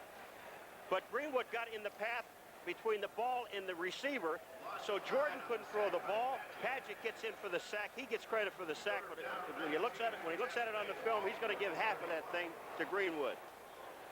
Third down and 19 to go. So Spurrier changed quarterbacks, but thus far the result has been the same.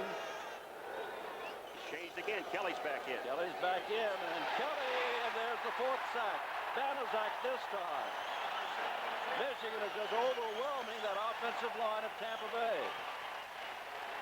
It's one of those games where you take no prisoners. And I'll tell you, Jim, Michigan, they're teeing off. They're getting Tampa Bay in third and long situations where they're not worried at all. I'm talking about the defensive line on draws and screens. They're just teeing off, and they're going. Banaszak, it's 2 plays now that he made. Great one in the first half, and then this sack now.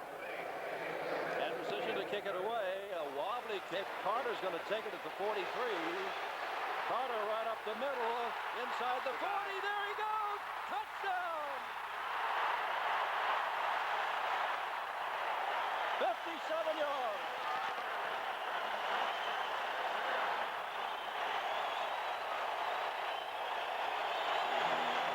And that may be it. Well, we said just before the half was over, Anderson didn't have anybody to kick the ball to. That time, Anthony Carter. But watch the move he makes, Jim. Straight up the middle, and that's all over with. Once he passes the first wave, he'll break to his right. Goodbye. Absolutely nobody to catch him. Anderson is the only guy. He was out running earlier before the game, but he just blows by Anderson. Anthony Carter is gone. Boyovich in to add the extra point. What was to be a close game, Tampa Bay perfect on the road, leading the division, has come up against a red-hot Michigan team, which now leads 26-0 with 13-12 to go, third quarter. And Chicago to follow, playing Arizona. Could be a tie after the night. To increase your painting of it. He told Terry, look at the hole I got, and I had to go. Watch him catch the ball. His first move is straight up the field. Now, once he gets by the first wave, there's only one man, really, Keith Clark, the linebacker, that has a shot at him. He's going to come into the picture right about now. He breaks back past Carter, or Clark, and there's just no way. Anderson has no shot at him. Look at him leg it out. 2 steps and 5 yards. Boyovich to kick off.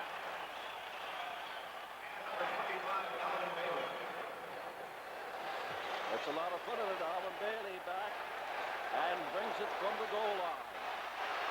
And down he goes, and a flag goes down. Bailey goes down at the 15, but a flag went down at the 25.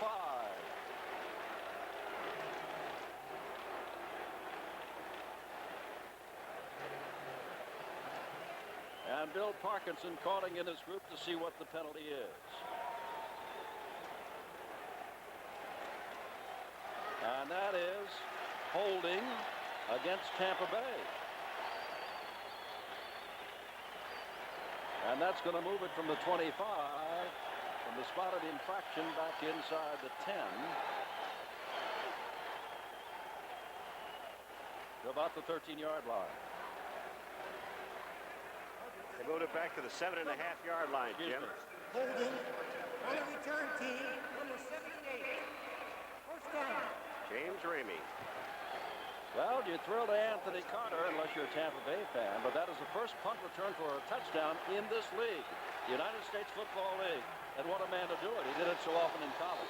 Did he ever? First down, deep in the hole. Kelly hands the ball off to Anderson, who gets out across the 15-yard line. David Greenwood, again the man making the stop. And that's Jordan back in there handing the ball off to Anderson. As Spurrier goes back, he used Jordan on 2 plays. Then he went to Kelly. Kelly got sacked also. Now he's back to Jimmy Jordan. I wonder if Jimmy Jordan can throw the ball deep. That's the big question. Now, he did have a slight shoulder separation, but can he throw the ball deep? And if that's the problem, all Michigan has to do is just jam the wide receivers, knowing that he can't get it deep. We'll see. Short here. No. Goes short. Has his man. Anderson again across the 25 to the 27-yard line, and John Porter put him down. they'll move the sticks. Oh, Jordan gets the job done there.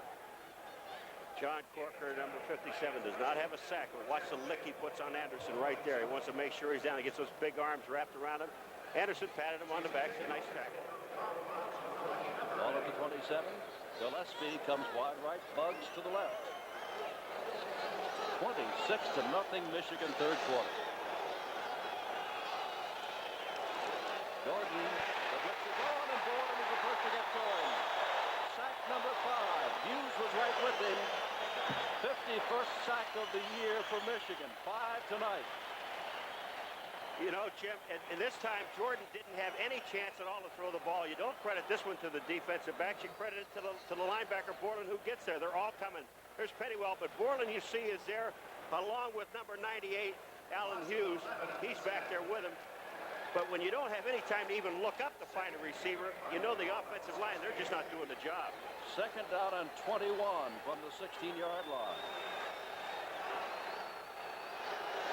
Keep coming until they stop you. Look at Tipton. Across the middle, that is Boone. Hands the ball off to Anderson. How about that? Got the ball to Boone. He gave a handoff to Anderson, and the flag goes down. And the flag is going to be holding against Tampa Bay. So instead of at the 29, they'll move it back again. Well, Tampa Bay has got to be a little shell-shocked now. We told you they had Birmingham next Sunday, and then Chicago. Things could be tough, but turn it around the other way. They can do no worse tonight than being a tie for first, and they can take the situation in their own hands against Birmingham and then against Chicago. But tonight is not their night. Remember, Chicago, if this score holds up or anything like it, can go out and beat Arizona, and if it does, there'll be a tie in the Central Division, which will make Michigan feel better and which will make Birmingham feel better. Takes the ball back to the 8. Here's the situation Tampa Bay's in. Now, it's only second down. What's we have holding on the offense. What the situation is, now they've got the 4 defensive linemen in there again. Banaszak is in there. Padgett is in there. Phil Dokes is in there. And Hughes is in there. And all these guys are going to do is just tee off and go. And you've got Corker in the middle for a blitz. They have no worry about screens or draws.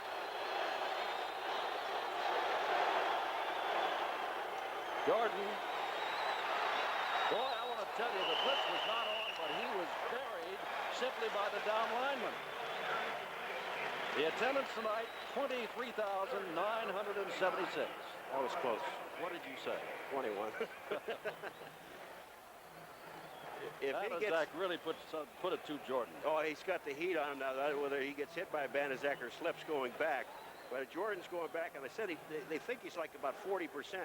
All right, here he goes. No, he just slipped first. I thought he did. His leg went out from under him, and then Banaszak fell over top of him. But Jordan just slipped down when he went to set himself. Third down and 29 to go. And the lineman again. Gets the ball out, and that is Gillespie who gets out to the 10-yard line, and that is all. Osborne was there to make the stop. Number 23, Corker, number 57. And Andrew Sisson will have to kick it away. And this, apparently, barring a sudden and dramatic turnaround, is Michigan's night, even though we've got most of the third quarter to go. Jim, Tampa Bay from that first drive when they ran the speed-up offense, not huddling at all, going from the line of scrimmage, they moved the ball very well, then the turnover. They haven't done anything since. Not a thing. That's Andrew Sisson's best kick, driving Fee back to the 41-yard line. And Fee tries to break through there and does not. Gets across the 50. And a flag is down. And the official is going to call the legal man downfield. They'll refuse it. And take the ball. Well, you don't know. With a guy like, when you have a guy like Anthony Carter back there and Holloway and Fee back there, you might want him to kick it again. Especially from where they have to kick it. Deep in their own territory. Well, this would move the ball back to about the 4-yard line. They're going to take the penalty and make him kick again, sure. Well, back that far because Andrew Sisson, the way he kicks, and remember, he's averaging less than 40 yards per kick all year long and has not averaged that much tonight. He's going to have to boot the ball from in his own end zone, and he'd be doing well to get it near the 50-yard mark. All right, they're going to take it back to the 5.5-yard line and make him kick again. Illegal man downfield. The center on the offense. Fourth down. It's been that kind of night for the Bandits. Jim Stanley's club, not been letter perfect, but look at Spurrier. Does that tell you something right there? What else can we do? Robert Young, the snapper, he was the man. He was uncovered. He just fell on takeoff, but you have to wait until the ball is hit before you can go downfield. They're standing at the 39 and 41-yard line with a kick of transition, and that's a good spot to stay as he backs up to about the 48-yard line, tries to get around the coverage on this side. Now cuts back and makes a fine job inside the 40-yard line, down to the 38, 37-yard line, first down, deep in Tampa Bay territory, and Michigan solidly in control.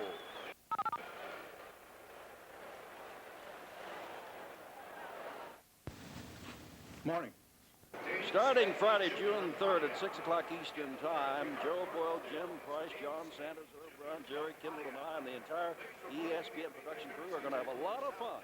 The College Baseball World Series, and you'll see up to 15 games, including the championship game, right here on ESPN. It's been a yearly feature since we took the air in September '79. We started in '80, and we're back again.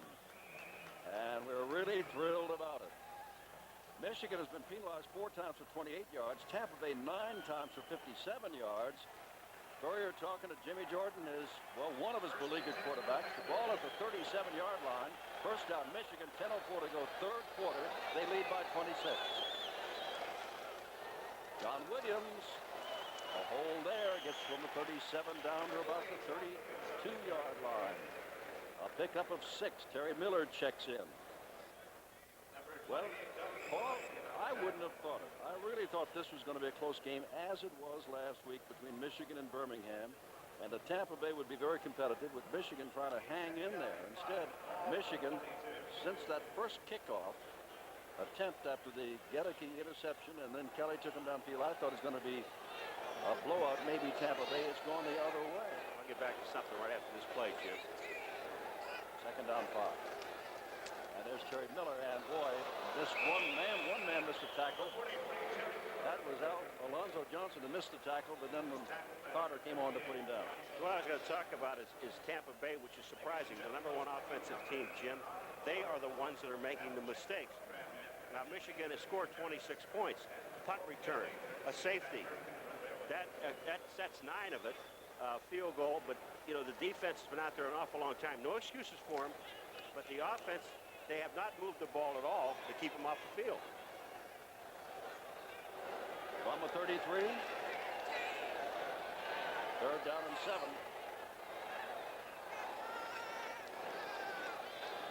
Hebert, and Holloway makes the catch. Holloway dragged down inside the 15, first down. Leon Williams, number 22, finally put him out of bounds. Jim, you know, people talk about continuous effort, or second effort. I don't like that. I like this continuous effort. Watch Holloway. He never stops moving his feet. He gets hit, and watch him break back to the outside again, and he almost outruns the corner man. Number, who's at 33, Jeff George, is he out there also? Excuse me, no, number 22, Leon Williams. He almost outruns the corner man. Had he got by him, he would have scored. But he just kept his feet, kept his composure, and broke it back to the outside. Time has been called on the sidelines with 8:33 to go in this third quarter. It's 1st and 10, and as a man down, that's why time has been called. And it is a Michigan Panther, and we can't see who. Oh, it's Anthony Carter, I do believe.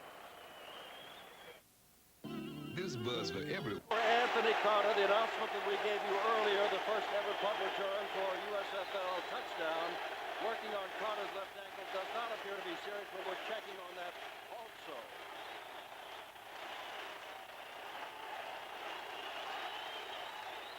There's what the crowd is yelling about, the 57-yard punt return, and they're going to be yelling again here soon if Michigan is successful with a first down at the 12 and already leading 26-0. That is Eccles in motion, and this is Williams. Williams fighting down to about the 6-yard line. Now, as Michigan is driving for yet another score, let me put some statistics on you. Gary Anderson tonight has gained 132 yards total rushing and passing. But but because of all of the sacks, and there have been 5 thus far, the #1 offense in the USFL Tampa Bay has a total of 101 yards. That's all the backs, all the receivers. Anderson with 132, but there have been so many sacks, a total of 101 yards. Second down, 4 to go. 7:54 to go, third quarter. Eccles, the man in motion. And there goes Lacey, shut down after he gets inside the 5-yard line. Shut down hard. Walter Carter is there. And also getting up is the good-nosed tackle, Fred Norgan. Relaford also in on the tackle. Jeb, 26 points up. Here's Anthony Carter. He's walking very well. It was his ankle, but you got 26 points. And you can pick up a first down getting inside the 2 at the 1.5-yard line. They are at the 3.5-yard line. This could be 2 down, go 3rd and 4th down, run the football because they've had Tampa Bay in bad field position all evening.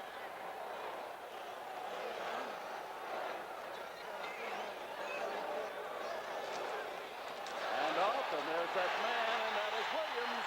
And he's got touchdown number 10 on the year. And a flag is down. And it is against Tampa Bay. Tampa Bay is offside. They refuse it, so Williams scores from 1 yard out. Williams, they're just burying him in the offensive line, and Greg Fairchild, number 73, gets outside, and Williams just breaks it back to the inside. Number 53, Paul Piroski, can't make the tackle. All right, you see it, Fairchild, 73, come out to the outside. Excuse me, not Fairchild. Yeah, it is Fairchild. Number 73 comes out, and then Williams breaks it back to the inside. You see the flag there, but that was offside against Tampa Bay, so it didn't make any difference. Williams into the end zone. 10 touchdowns rushing the ball. There's Boyovich. And you know, with the score at the moment, 32-0, Michigan is feeling really good because Anthony Carter, a bruised left foot, he says, I'm just fine. Running a punt return back for a touchdown, the first one in the USFL. Brings that leg around in a hurry. Michigan has been nearly letter perfect tonight. What an impressive display, and Boyovich makes it 33-0 with 7:02 to go. And this is a team that's been beaten by Tampa Bay, and Tampa Bay leads.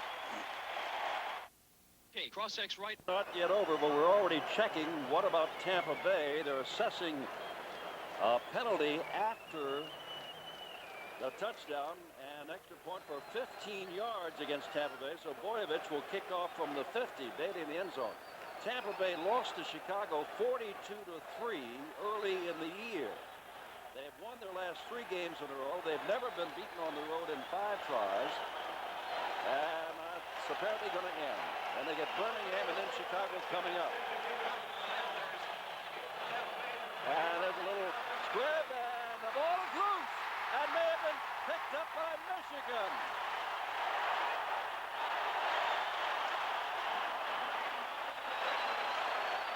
Look at Boyovich and Steve Spurrier. What else can happen? And I wonder what Steve is thinking was 33-0, and they called for not an onside kick, but a squibber. Boyovich kicked it and got it. Goes Albright down. James Ramey, number 78, is the man that's going to catch the ball. He just doesn't get a handle on it. But watch what Albright does. He just nails him. He knows he can't get the ball. So he nails the man with the ball and lets his teammates pick it up for the fumble. And now they have the ball. Now watch Albright. He's on the right of your screen. 2 down from the kicker. There's Ramey. He's got the ball. He doesn't have control of it. But Albright just drills him with his helmet. The ball pops out. Michigan ball. At the 39-yard line. 1st and 10, and straight ahead, looking for some extra running room, and down he goes. Is Cleo Miller, carrying for one of the few times tonight. Alonzo Johnson makes the stop of Cleo. We still have better than 6.5 minutes to go in the 3rd quarter, and this is a long night for Spurs. It certainly is. And that's our first. We've seen our first and in the USFL punt return for touchdown Anthony Carter, who is also in the ball game. And since we've been doing it, there have been others, but this is our first onside kick, and it worked. Carter back in the ball game, out to the right, Holloway to the left. That Michigan is pouring it on. Remember, this is a division game. If they get down to wild card situations, it could come down to points. Here's Cleo Miller, and he is run out of bounds by number 27, Glenn Edwards. One veteran hitting another veteran. Terry Miller got an outstanding block on the outside. He just blocked so well, and that helped Cleo Miller get to the outside. So you have Terry Miller blocking for Cleo Miller. Terry Miller's going to come out, and I think Tony Hayes, the man, is going to knock down 43. You don't see him in the picture. He gets the block that gets Cleo down the outside for the first down. They've spotted the ball at the 28-yard line. Tampa Bay can't get over. Came in at 9-3. And against him, their offense really not doing the job. Has not done a thing. Has not done a thing. Carter to the right, Holloway to the left. And there's Terry Miller. And you're liable to see a lot more of that. The defense tired there in pursuit. Easily he got outside with no outstanding blocks to get him out. He simply ran out of around him. He certainly did. The defensive linebackers, Gettiker on that side, I think it was Gettiker, but they just, everybody gets strapped to the inside. Just take a look. Everybody gets held to the inside. Nobody can get outside. And then you see Terry Miller go down. He also got to block Anthony Carter downfield. Move the sticks again. That's another first down at the 17-yard line. Remember, coming up, Arizona, Chicago. Once this game is over, and Tampa Bay will applaud that call. Chicago, by beating Arizona, would climb into a Central Division tie. Miller flagged down. Miller's got lots of room inside the 5 for another first down, but a flag came down at the 17-yard line as he came around the left side. I think that this may be called on Cleo Miller, number 33. Holding is charged against Michigan. Here comes number 63, Tom Dornbrook. Watch him pull to the outside. He gets an excellent block on the corner, just pulls to the outside. That was Doug Bedoin that gets knocked down. Look at the block Anthony Carter puts on downfield. They're hitting people all over the place. Holding. Number 88 on the offense. That's Don Echols' call for holding. It moves the ball back to the 27. 5:52 to go, third quarter, 33-0, Michigan. You brought up an interesting point. There's Echols in the right of your screen. He is holding. There's no question about it. I thought it might have been Cleo Miller, 33, was down with a low block. But they are running so wide, the linebackers are not getting to the outside. They've been out there a long time. Cleo Miller's got the football, and now he finds some running room. And Miller gets inside the 10-yard line. Doug Bedoin holding on for dear life. I believe it was Ron Rutherford, number 57, the linebacker. He was in the backfield and almost took the handoff. There's 57, Rutherford. Watch this here. He runs right by Cleo Miller going after the quarterback. Dornbrook gets a great block of Pirosky, number 53, downfield. And Cleo Miller shows new life, and he just blows it up the middle. Second down and a yard to go. The ball inside the 9-yard line.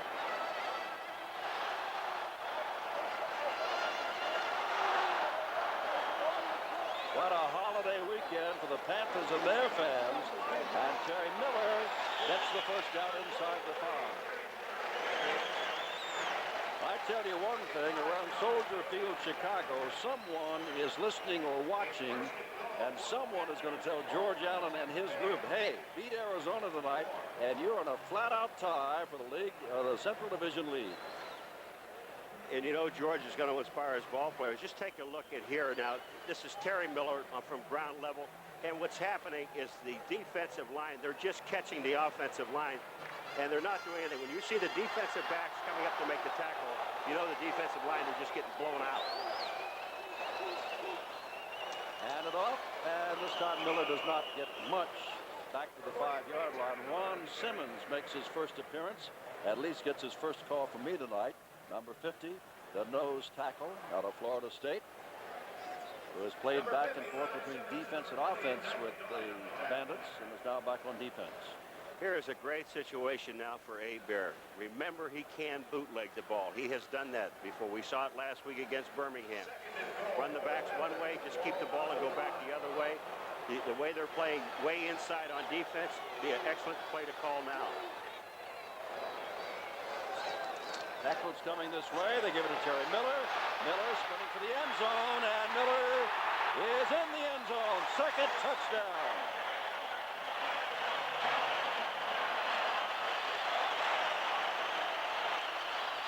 Jim, again, let me talk about Cleo Miller, number 33. Cleo Miller shaking Terry Miller's hand. He gets an outstanding block on Doug Bedoin, number 28. Takes him down, and Terry Miller goes for the touchdown. Here they come. Now 33 is out front. That's Cleo Miller. Watch the block he gets on Bedoin. Right there, knocks him off his feet. Dornbrook, 63, just screens off the linebackers. And here comes Terry Miller. Touchdown. Boyovich in the extra point, and he is perfect also. 3:36 to go. Terry Miller, recently signed, activated for this. He scored a second touchdown. All right, Dornbrook is out there. Cobb, number 89, is out there. 56 is Keith Clark on the defense. He gets screened. Also 57, Ron Rutherford gets screened by Dornbrook. Dornbrook is the guy that gives the signal for the touchdown. Here they come again. Look at the block of Cleo Miller, 33, on Bedoin. Goodbye. Goodbye. And now they're out front. Terry sees that goal line. Miller, 43, in for the touchdown. 3:36 to go, third quarter. It is 40-0, Michigan.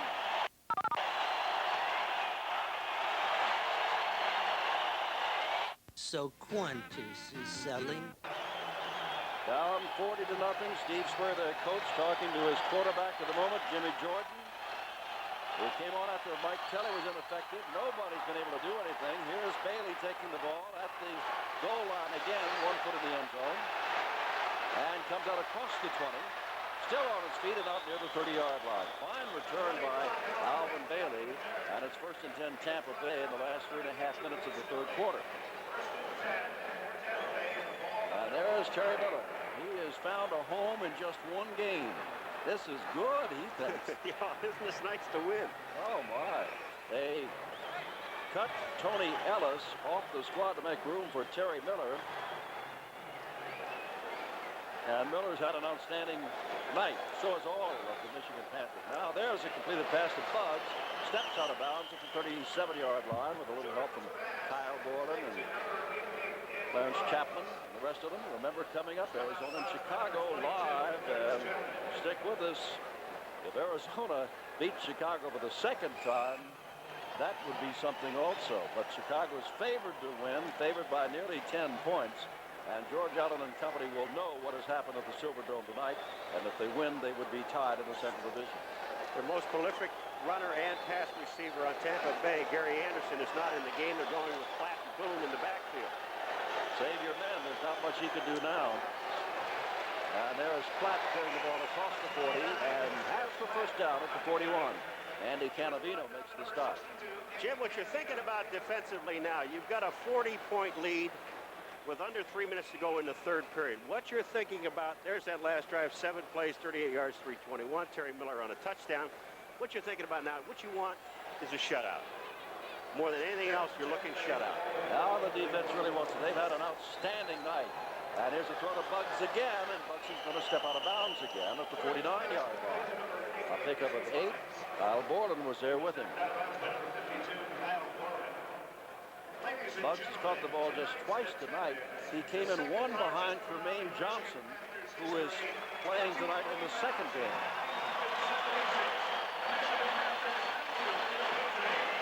They just gave the attendance, I think, to the crowd here. They say thank you. Play a little bit more like this, and they won't have to worry about attendance. Remember, we have not seen Jimmy Jordan throw the ball deep yet. Whether he can or not, we don't know. Second down, 2 to go. Somebody, did they move or not? There's a lot of people are going, and John Corker says, I know exactly who moved. He's pointing to Gilbert, the tight end. But remember something, the tight end can move. As long as he doesn't move forward. He can move sideways.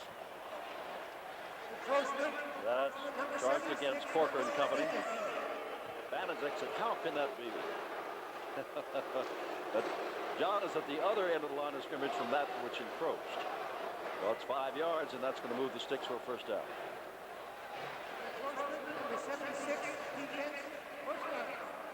Receiving leaders, we were talking earlier about the fact that you're seeing the top 2, and that Bugs has caught 2. And Walters, after yesterday, had 61. Tremaine Johnson started the weekend the leader, and he's yet to play.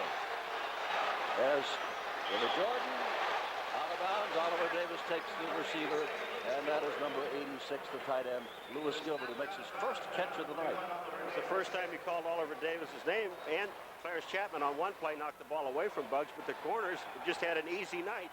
First down-wise, Michigan 20, Tampa Bay 11. That's a surprise. It got 11, because to watch the ball game, and they may have had 3 or 4 of those on that first drive before Kelly fumbled the ball. Exactly. Second down and 4 to go. 2.5 minutes to go, third quarter. And here comes Boone. And Boone gets down to the 37-yard line before a group meets him there, led by John Corker. You know, we have to pick the men and MVP with $1,000 going to the college or university of that most valuable player's choice. And I'm looking around, and you can say, well, the Michigan defense. You can say Anthony Carter, punt return, but what about Hebert again? What about Miller making his first appearance? Lacey hasn't had that much of a chance. Or maybe we can look at some of the offensive linemen. It's going to be a difficult decision to make, Paul, I think, for the two of us. Well, we know one thing that's going to narrow it down, that it's nobody on Tampa Bay's team. Yeah, we have given the last 3 weeks, as I recall, the Men and MVP award to quarterbacks each time, and the last time we did not was to Buddy Adelette, a offensive guard and tackle for Birmingham. So you hate to say, here's your leader, give it to the quarterback. Although Hebert's done an outstanding job, but so has everybody else. We'll have to make a choice. Boone, who's not a bad back in his own right, carried the ball 5 times, Jim, for 3 yards. He had the first 100-yard game in the USFL, and it was against Michigan. There's a deep throw by Jordan. That answers your question, and there's the man to make the catch, Trevelyan. And Trevelyan now has his 12th touchdown catch of the year, and that leads the USFL. Answer number 1, Jordan can throw deep. Answer number 2, the Hurt Trevelyan is there, and he's got his 12th touchdown, and there goes the shutout. All right, Oliver Davis is going to be covering Trevelyan, and he gets tied up at Trevelyan's feet and falls down. Watch it right here. He's going to make the turn back. He just gets tripped on the artificial turf. Eric Trevelyan, great turn back to the ball, keeping his eye on the ball at all times, touchdown. There goes the shutout. And that quiets this crowd here in the Silverdome, even though if the kick is good, it would be 40-7. And decision in to try with Gillespie to hold.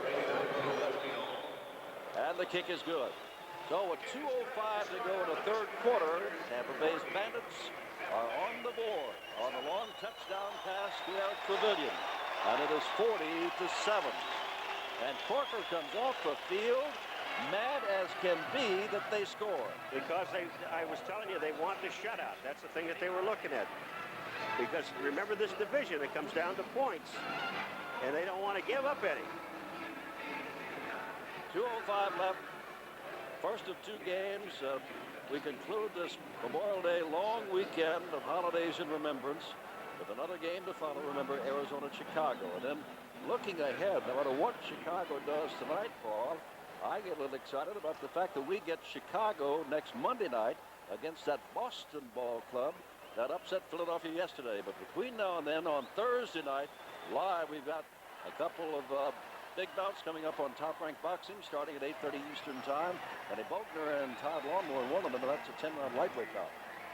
Here's a great time again to see our second onside kick of the year for us. They have really nothing to lose. They're down 40-7. They need 5 touchdowns to win the football game. And Michigan, they are playing people up. They're waiting for the onside kick, but you got to go for it anyway because, number 1, the defense has really not been able to stop Michigan. So if you get a chance, you got to take a shot at getting the ball back. They've got 5 men up at the 45, 3 more between the 50 and their own 45, a 2 a little bit deeper. Here it comes, that position. And they're guessing the right way to go, and it is picked up and down quickly goes Michigan. And that looks like number 59, Robert Pennywell, coming up with the good hands in the play. And Michigan's got the ball in Tampa Bay territory at the 45. Jim, you know, I played that position years ago, and I mean years ago. But it's scary. When you see that ball coming at you, you know that you're the only one that can really handle the football, and you've got your job is don't think about running with the ball. Get the ball and get down because you know you're going to get drilled when you catch the ball. And we know that happened in Tampa Bay to Ramey.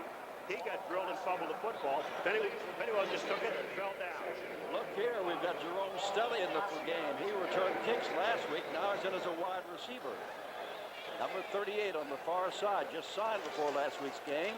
And out carrying the ball is Terry Miller, and Miller bounces away from one tackler, gets inside the 40-yard line, and picks up a total of 7 down to the 38-yard line. And that is, we've said it before, but increasingly so, that's a very tired Bandit defense down there now. They're extremely tired. You got Gettiker and also number 54, Tony Hayes, arm tackling. And when you start arm tackling, these guys, they're big enough, the backs are big enough, they're going to break the tackles, and you're going to see somebody go for a long gain.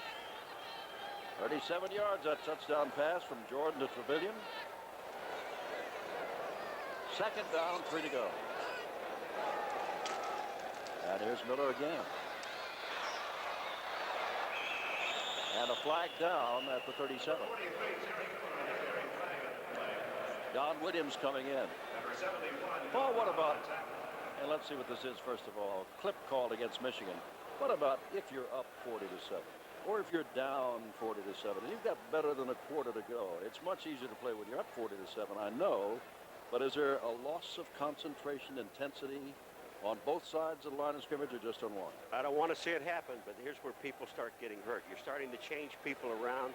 They're looking, all they want to do is get out of this ball game. They've got 1:12 in the third quarter, 15 more minutes to go in the fourth quarter, Jim. You just can't stop doing the things that got you the 40. I say this on every game that I do, but you still have to maintain your football team, keep your offensive intensity in there because you have them down 40. You're not trying to blow them out, but you're not trying to slack off either because every time you do that, you eventually get somebody hurt. Second down and 18 after the clip. Hebert is 12 of 21 for 157 yards tonight. One touchdown, one interception. Gets the ball and is overthrown. Theo Miller coming out of the backfield. Gettiker puts a little hand on him to make sure he didn't have it. And it's third down. 1:06 left third quarter. It all started back in the first quarter when there was a 27-yard touchdown pass, a thing of beauty to Cobb after Hebert had missed some earlier easy catches. And there have been turnarounds and turnovers. Gettiker had intercepted an Hebert pass. Kelly had fumbled trying to pass the ball. But then later Miller ran in 10 yards after Gary Anderson fumbled a punt, and that made it 14-0. Then there was a safety with Boone in the end zone, 16-0, and it was all downhill from there on for the Bandits of Tampa Bay. All right, 3 wide receivers in the game. Holloway in motion. Hebert, short drop, looks at his man, McLean on the far side, and McLean's across the 45 to the 43-yard line where Jeff George runs him out of bounds. And it's fourth down and long. About 8 to go. McLean makes his first catch of the night, his 17th of the year. Oh, if Michigan made a mistake tonight, that was it. You mean in... Well, he threw the ball to McLean on the outside, and he gets out of bounds and stops the clock. And if that's the only mistake I think I've seen him make. Partridge to kick the ball away to Alvin Bailey, number 25, who's standing at the 10.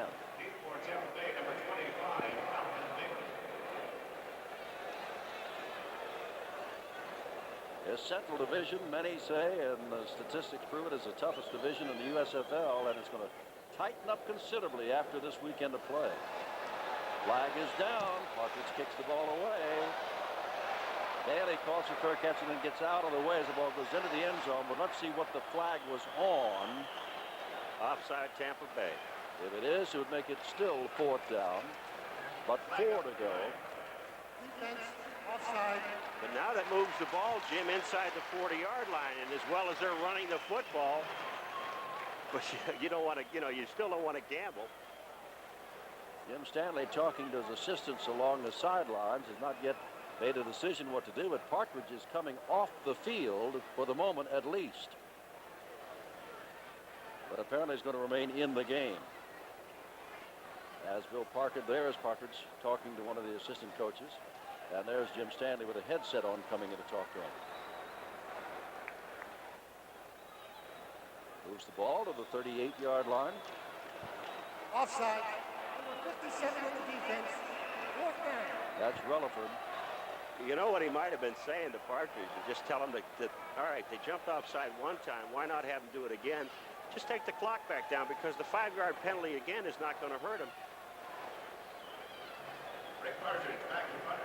Partridge now standing on his 47-yard line. 14 seconds left on the clock to get the play off. Personal John Corker. He is the center on the punt team. 7 seconds waiting. 6, 5, 4, 3, 2. No jump. Kicks the ball away again, heading for. Well, what's he going to do? He's going to reverse and go out of bounds. Everything's going right at the 10-yard line. 44 seconds to go. Third quarter. It is 40-7. Michigan leading. Have the ball, and again they have it in terrible field position. This time at the 10-yard line. And every time they've been down in terrible position, Jim, they have not been able to advance at all. Jordan is 7 of 8, 85 yards, 137-yard touchdown pass. Goes this one on a look in there to Buzz. And Buzz has caught yet another miss throw of the night. And he's got a first down across the 20, but there's a flag down in the backfield, and the Bandits are moving backwards, not forwards. And the preliminary signal, I believe, is holding. Jim, you get something, you know, 40-0, and you get a score. You think you've got something going. Then you get a punt out of bounds on a 10. Let's hear it. Offense, number 67. First down. Bob Van Dyne in the center. And then all of a sudden you get a pass play for a first, which looks like a first down to Bugs. And you get a holding penalty. Now you're 1st and 15, and you're in dangerous territory. You're down by at the 5-yard line. This is a game you just like to forget and go out and start all over again next week. Gordon out of the end zone has Platt. And that is Chapman who makes the stop with a little help from Osborne. Gets across the 15 to the 17-yard line. And time may run out here in the third quarter before they get another play away. There's been a 37-yard pass to Trevelyan for his 12th touchdown catch of the year, which leads the lead at this moment to Tremaine Johnson to play in the Chicago game to follow this one. But other than that, just say this ball game has belonged to Michigan through now 3 quarters of play, as the third quarter is over. And at the end of 3 quarters, Michigan 40 and the Bandits 7 with 15 minutes yet to play in the Silverdome. USFL football Monday nights live on ESPN tonight, a blowout. I'm Jim Simpson with Paul McGuire. We begin the fourth quarter. The ball at the 17-yard line. 2nd down and 3 for Tampa Bay.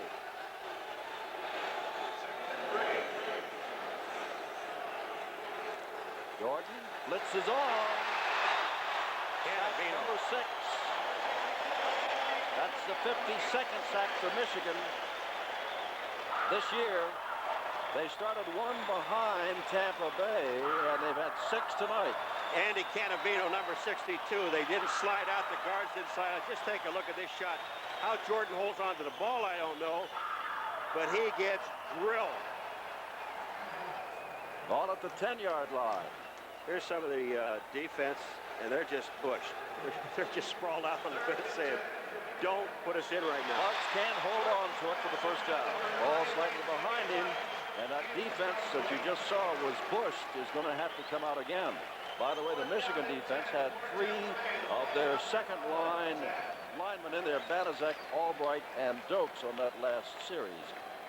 On those 6 sacks, 48 yards. Remember, Arizona and Chicago live from Soldier Field in Chicago with Tom Kelly and Don Heinrich standing by to bring you that live presentation. And George Allen Company would love to block it. They blocked it. And it's going to dribble out of bounds. And it's 1st and goal to go. Looked like Will Coakley, number 58. That's Moriarty, but it looked like Coakley, and it's the man, number 58. Watch. Coakley comes right inside. The up-back went for the wrong person. You have to protect the inside of the kicker. Coakley is right there, gets the block on Andrusic's kick, and the ball rolls dead about the 8-yard line. Well, that's one thing. Perfect shot there on television, fellas. You don't go for the man's foot. You go for where the ball would be coming off the foot, and Coakley did just that out in front of him and made the perfect block. Exactly, Jim. In the up back, the man who was playing in the up position went for the wrong man. He went for Moriarty to the outside. It's tough for him to get there. You've got to take the guy that's got the shortest distance to the punt. On the 8-yard line, 1st and goal to go. Whit Taylor is now the quarterback. Hebert is out of there, and he lost the football, Taylor did, and falls on it at the 9-yard line. What else can happen to the Bandits? A punt returned for the first USFL ever punt return touchdown. A safety in the end zone. A blocked punt. Onside kick. What else? Here it comes. Now, Jim, see the up back. The up back goes to the outside. Coakley comes up free, straight up the middle, and you're right. He goes 3 yards in front of the kicker where the kicker's going to kick the ball. The up back made the mistake. From the 10-yard line. Second down and goal to go. That is Eccles in motion. Taylor to Terry Miller, and Miller gets down to about the original line of scrimmage, the 8-yard line. Total offense, Michigan 327.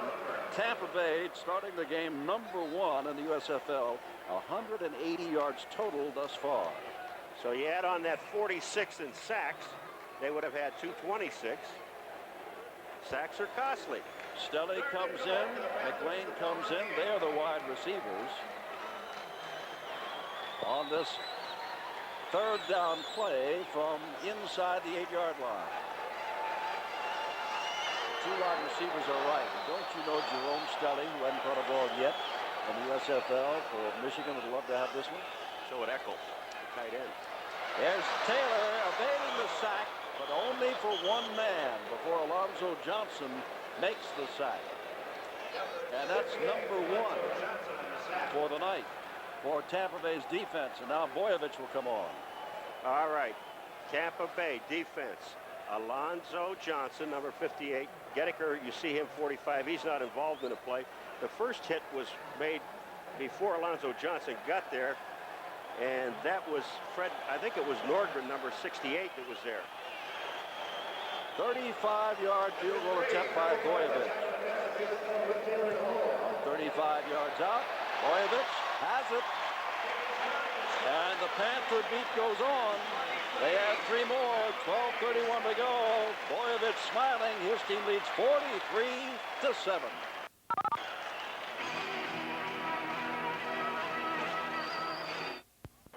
Chicago got 242 points against Tampa Bay. Michigan has gone ahead of that with 43 tonight and maybe more to come.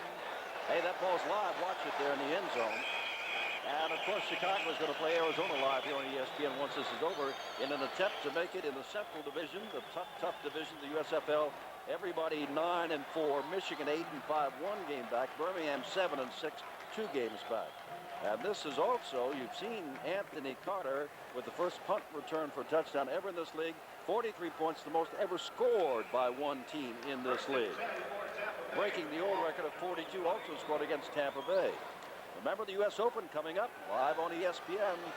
Rounds 1 and 2. With ABC to do rounds 3 and 4. Tampa Bay goes bad. They go bad in bunches.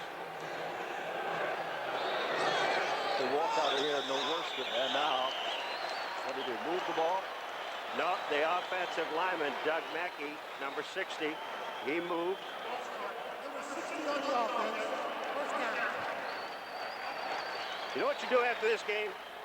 Tampa Me Bay or them? Them. Tampa Bay. You take that film and burn it. That's right. This is one to forget and just go on. Jim, it's not going to teach you anything. You know, they all know they played bad. You don't have to tell them that they play bad. They know it. You just forget this film and go on and worry about your next game. Jimmy Jordan, the quarterback, on first down 15. Corker's moved outside now. And they give the ball to Boone, and that is Kyle Borden with him and Cannavino. By the way, as we take a look at Jimmy Jordan there, remember that Mike Kelly was coming off 2 good games in a row.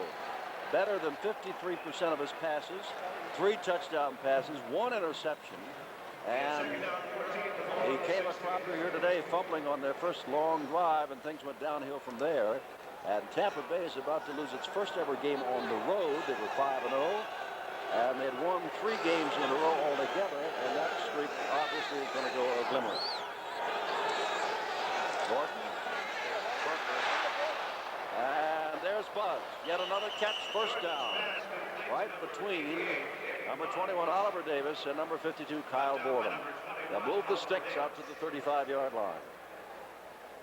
Jordan trying to keep his men in the ball game, meaning mentally in the ball game, and keeping them fired up even though the score is so lopsided. He really does, and especially those offensive linemen. You don't want them to lose their concentration because he's the guy that's going to take all the flack. That time when he threw the ball, John Corker was right there in his face. Half a second earlier, he'd have had him. Gillespie to the right, Bugs to the left. And there goes Platt. Remember, they're not using Gary Anderson, their recently signed star out of Arkansas. With the score as it is, clock continues to run, 10:45 left in the game. Well, he got hurt in the first half, but he did come back. And, you know, I think with Tampa Bay, they're not quitting. And don't get me wrong when I say this. What they want to do is just get out of here without any injuries. Let's get home and work on the next game. This game is just all but forgotten. Next game is Birmingham, which beat this Michigan team here last week. Twice.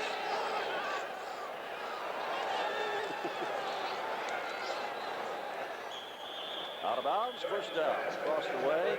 That's the catch by Gillespie. And they'll mark the ball at the 48-yard line. Stops the clock. There is Anderson on the far sideline. And apparently in okay shape. Kelly alongside of him. And the man who is upset, Steve Spurrier. His insides have to be boiling. Jordan still got the football. Jordan dumps it across the middle and has Platt out of the backfield, and Platt may have the first down inside the 45-yard line. Tackled there by Robert Pennywell. No, I've seen all kinds of football games, and you've seen him played in all kinds of football games, Paul McGuire, but I've seldom seen so many different things happen. The block kick, the punt return, the safety, aside from usual touchdown drives, the dropped punt. Everything that Tampa Bay tried this evening just did not work, and you've got to credit the coaching staff and the Michigan Panthers. Their defense has just been superb. Even though Tampa Bay moved the ball for a score, and they're moving again for this play. Look at that. Sam Platt is simply buried by David Tipton, number 65. You know, you get things moving, and all of a sudden they shut you down. And you know, would have been a different ball game? All right, here's a draw play to Platt. Tipton, number 65. There's a deal going on the inside. Pennywell went inside. Platt comes to the Tipton comes to the outside and tackles Platt. But would have been a different game. Tampa Bay took the opening kickoff and drove, not the opening kickoff, but after the first series that way, and I'll come back to it. Oh, there's Bugs being hit by Chapman and drops the ball. They go down and Kelly fumbles the football. They were on the move. They moved it right down the field. John Corker has not had one of those 6 sacks tonight, but watch what he does here, number 57. He's just sneaking up in the line of scrimmage, and he's there. He is right on Jordan. Jordan just rolls out to his right to avoid Corker. Corker wants a sack. He's looking in his eyes saying... He's only got 21 and a half on the year to lead the league. Number 45. Maybe something about those sacks after this play. Third down and long, 13 to go from the 45. Jordan looking, and there's the interception made by Osborne. Osborne has his third interception of the year. And well, that's one thing that hadn't happened to Tampa Bay. And that's the first interception tonight that I can recall against the offense. It's the first interception, Greg. Gallagher had one for Tampa Bay, but this is against them. So now they've really completed the grand slam. Well, you take a look at the play, though. Osborne is there, number 23, and Jordan just threw the ball into a crowd. He did not read it. Osborne didn't really move. He was sitting right there in the middle of the field. Williams and Cleo Miller in the backfield. John Williams has scored his 10th touchdown of the year, playing very little. And now look at Cleo Miller getting across the 50-yard line. To the 49, a gain of 8 and a second down and 2, and the clock continues to run. 43-7 the score, and Tampa Bay is losing, and Michigan still has the football. We talked about Tampa Bay's offensive line losing concentration. How many offside penalties do they have, or motion penalties you go for the offensive line? But you can believe that Michigan's offensive line, they're still intact and they're still doing the job.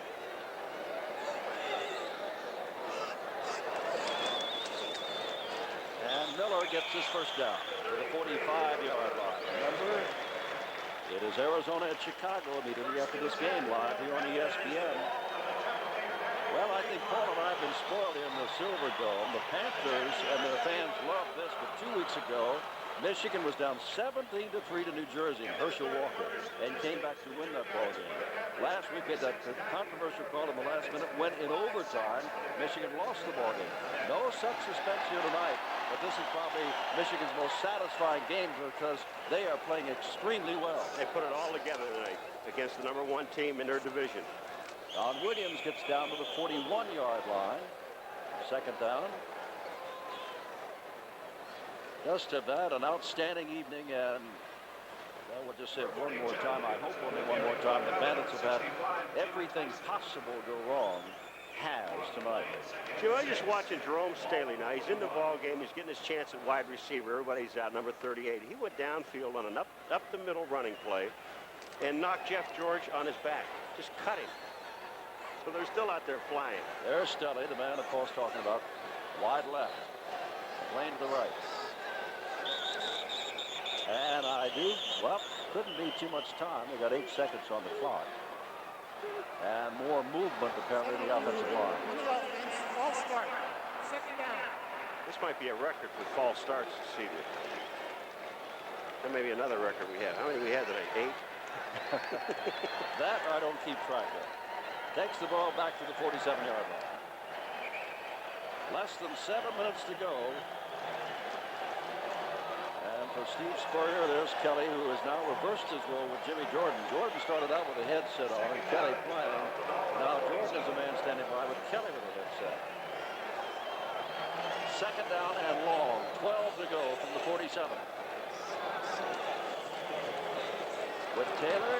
Throws it out here over the head of Cleo Miller, and it's third down.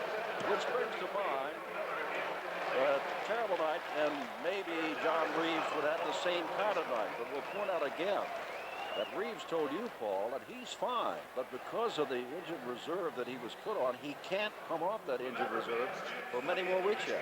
Well, he's fine. He says he's fine. You know, he wants to get back in there. When you break your wrist, you really don't know until you get in there and test it. But he will be back the last 2 games of the season and for the playoffs if they make it now.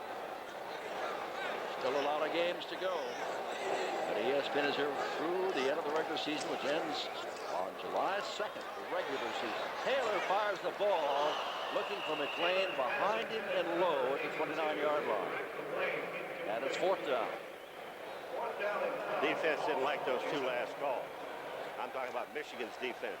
The clock did not run hardly. And they got to come back out on the field. That's got to be a happy bench. So Alvin Bailey goes back for yet another punt. Rick Partridge comes out. He'll stand inside his own 40-yard line to kick it away. And the fair crowd, a good crowd for Michigan, nearly 24,000. They missed it by 24 people. Many of them have decided that this ball game belongs to their Panthers, and they're on their way home. Maybe in time to see Arizona-Chicago on ESPN.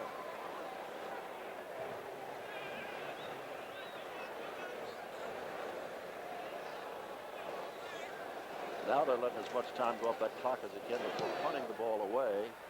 High punt. Bailey watches it hit, and now it's going to bounce toward the end zone and go into the end zone. Michigan can't stop it. Comes out to the 20-yard line.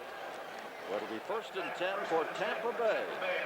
Back to the Silverdome, where everything is coming up Panthers.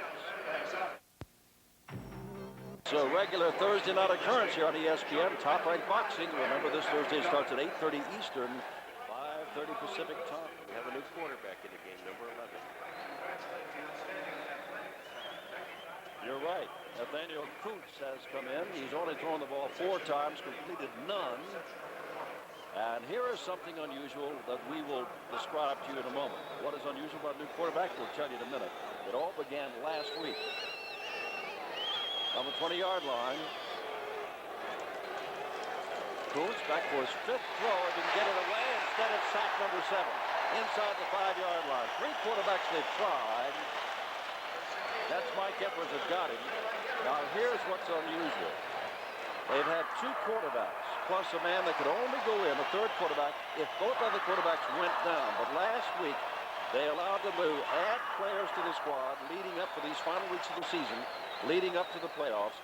And so now you got 3 quarterbacks. They've tried Kelly, they've tried Jordan, and now they've got Coons, even though Kelly's okay and Jordan's okay. And that gives them, you said 44-man roster. Anthony Carter, who set a record tonight. Anthony almost looks like he wants to get back in, but you know, no way will he get back in. Platt's carrying the football and gets across the 15 to the 17 as the clock clicks below the 6-minute mark. No, he doesn't. No, he doesn't. No, he's out. Cannavino makes the stop. And here now, John Arnott comes on. Alan Hughes comes on. Will Coakley comes on 3rd down and 13 to go. Buggs is to the left, Gillespie is to the right. The score is 43-7 Michigan.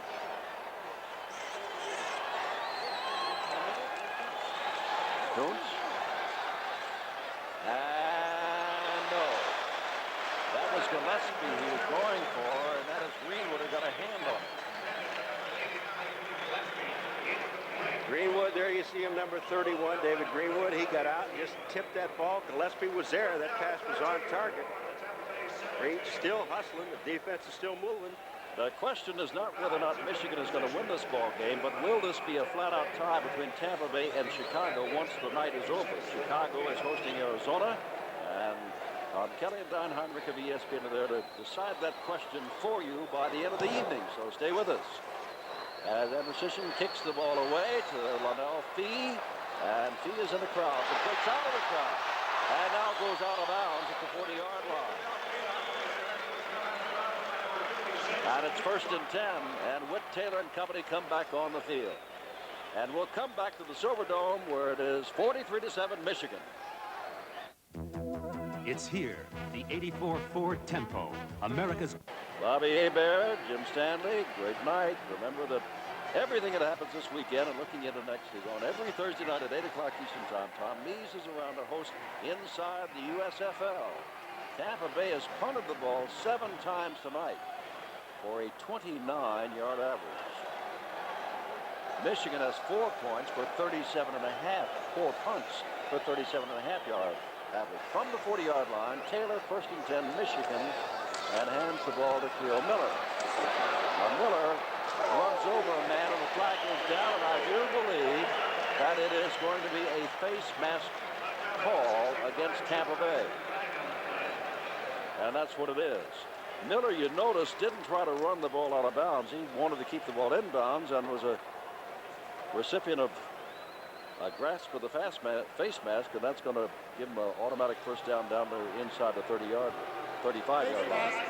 Number 54 on the defense, 5-yard penalty, first down. Michigan defense is saying, just run the clock out. Here it is, the face mask, and that's on number 54, Tony Hayes. They have not moved the sticks, even though it's first down. On both sides of the field, the sticks are still as though it is second down, but it is first down at the 33-yard line. They should move the sticks in it. Oh, yeah. It helps. Here's Taylor to John Williams. Williams, flag goes down again on the far sideline. Leon Williams made the tackle of John Williams. And I think they're going to call holding on number 82, Frank McLean. Now, it's going to be interesting to see if they don't move those sticks. They're going to get all confused here because the man who's got the first down marker is at the line of scrimmage before this play and before this penalty, whereas the sticks are in the wrong spots. They've not been moved. How are you going to move? Now, see the sticks. The line of scrimmage should be the 33-yard line. Now they don't know what to do because the sticks should be at the 33-yard line, and they've got it at the 39 going down to the 29. So they got first and what, 13, and it should be first and 20? It should be first and 20. That's right. So they're going to benefit by the fact that the sticks were not used. Now it moves. Instead of having it go against them by not getting that, the penalty stepped off, and it benefits Michigan. John Williams carried the football again to the 40. Total offense thus far, discounting that short yardage play by Williams, 345 yards for Michigan, 194 yards for Tampa Bay. 4.5 minutes, and now less than 4.5 minutes to go in this 43-7 game. Tampa Bay will be 9-4 after tonight. Chicago has a chance to tie that. Michigan will be 8-5, just a game behind. There's no guarantee that Chicago is going to beat Arizona. Taylor back. Throws the ball and gets his man Stelly, and a flag goes down.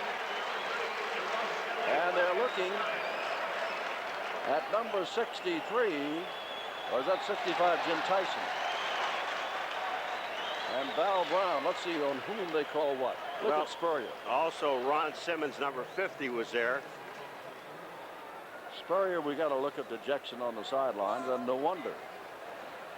The thing about the season at this time of the year, there's always another game. Put this one out of your mind. And it's tacked on from the completion. So it was probably roughing the passer after the play was over.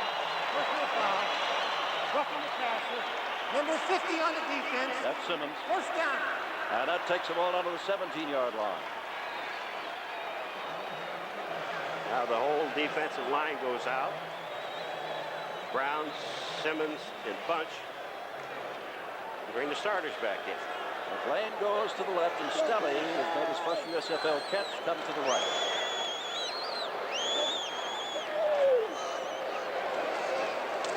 And here's Theo Miller. Miller dropped once, another flag goes down. That was James Ramey making the tackle, number 78, but a flag went down, and it's going to be holding this time against Michigan. Here they are, the last 4 minutes, and we've had 3 successive plays with penalties. I don't really know who was holding here. All right, here comes Dornbrook back to the outside, and it looks like number 55, the center, Radloff, is the man that they called for holding. Ramey, number 78, gets in on the tackle, and here comes the play. Number 55 on the offense. First down. That's Radloff, as you said. Watch the center, Radloff. He's just holding in the middle of the line. That's Fred Norgren. He's grabbing and holding on to. The only bad part about it is it stops the clock. 107 yards in penalties against Tampa Bay, 80 against Michigan. First down, 20 to go. Taylor back to throw. Taylor throwing over everybody. The only man who really had a chance to get him was Jeff George, who's tied for the lead in receptions with Warren Hanna. In and out of his hands. 3:49 left in this ball game. And Taylor, instead of trying to wind the clock down running the football, is throwing the football. I know the plays are being called from the bench. They're coming in, and he's getting signals and everything. But you know that defense is sitting there saying, hey, will you run the ball, stay in bounds, and let's get out of here before we get somebody else hurt? Second down, 20. This time, a running play to Miller, who gets now near the 20-yard line. And it'll be 3rd and long. Jim Tyson in on the tackle. And now the clock is running, 3:35 to go. And Whit Taylor's looking over at the bench. He's trying to get his call. Can't advise you too much of what's going to be happening in Soldier Field, Chicago, in just a few minutes. We're a few minutes away from their kickoff there. Arizona, Chicago, which you'll see here on ESPN. And Paul and I'll be back next week up in Boston, where the Breakers have just pulled off the big upset of Philadelphia against the Chicago Blitz, who are playing in just a few moments against Arizona. 3rd down and 14. Ball up to 22, and there goes Theo Miller to the arms of a bunch of folks inside the 20-yard line, and it's going to be 4th down. Rutherford led the way along with Alonzo Johnson.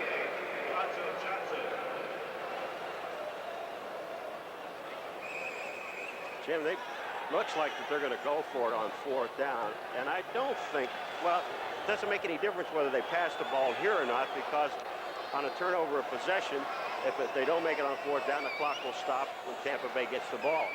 So probably will see a pass here. They may even lift this up. They're not going to let it run down. 9 seconds on the clock left to get the playoff.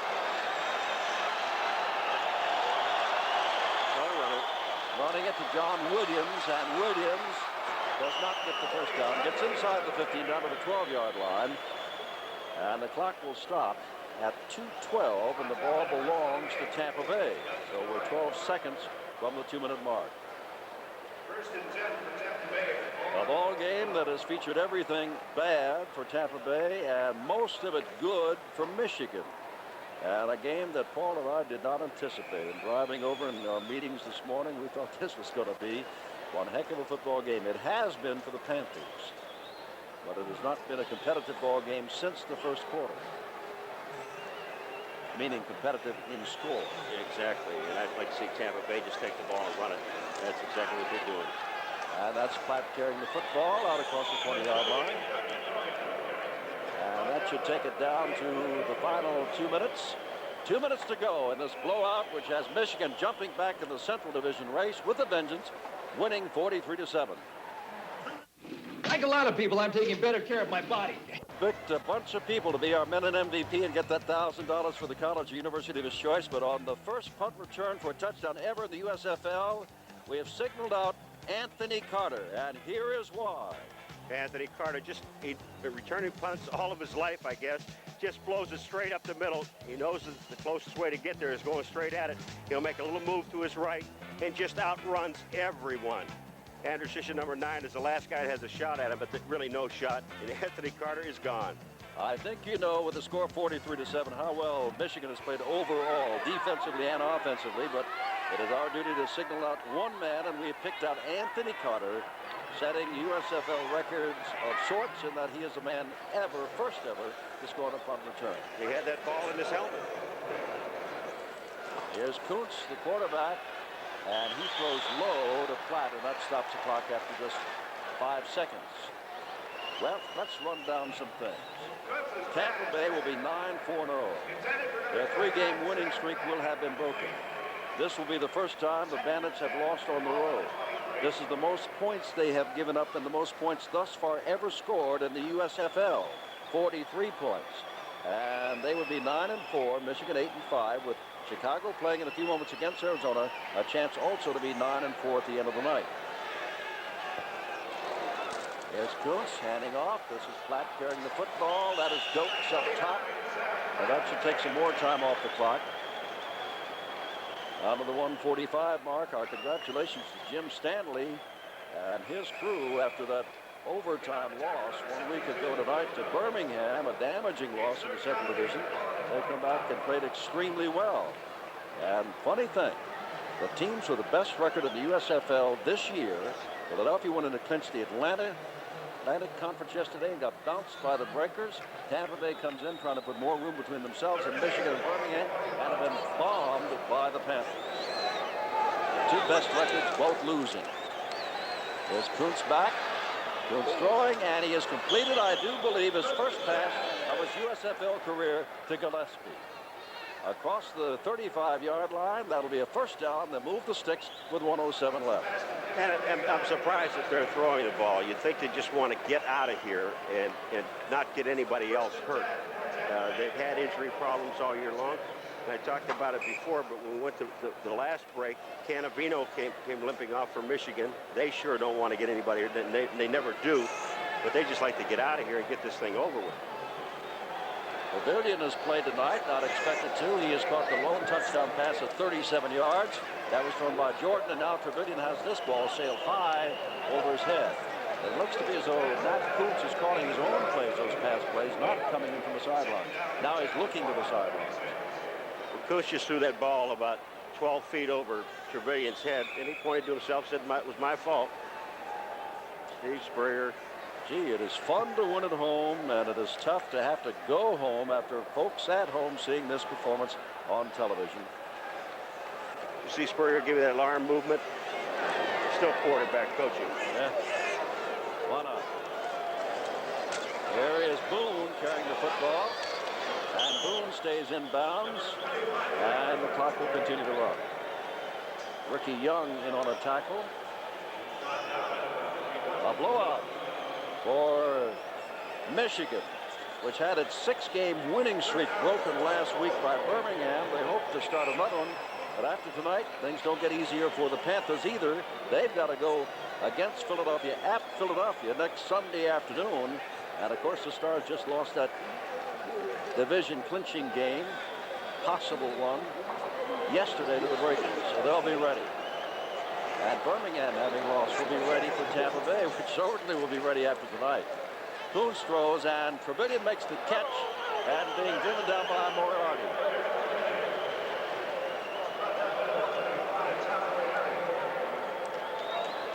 "12 seconds to go in this 43-7 ball game. Ball at the 49-yard line. The first step to Arizona first for our affiliates. Reminder that the first commercial coming up in this next game will be affiliate break number 2. The first commercial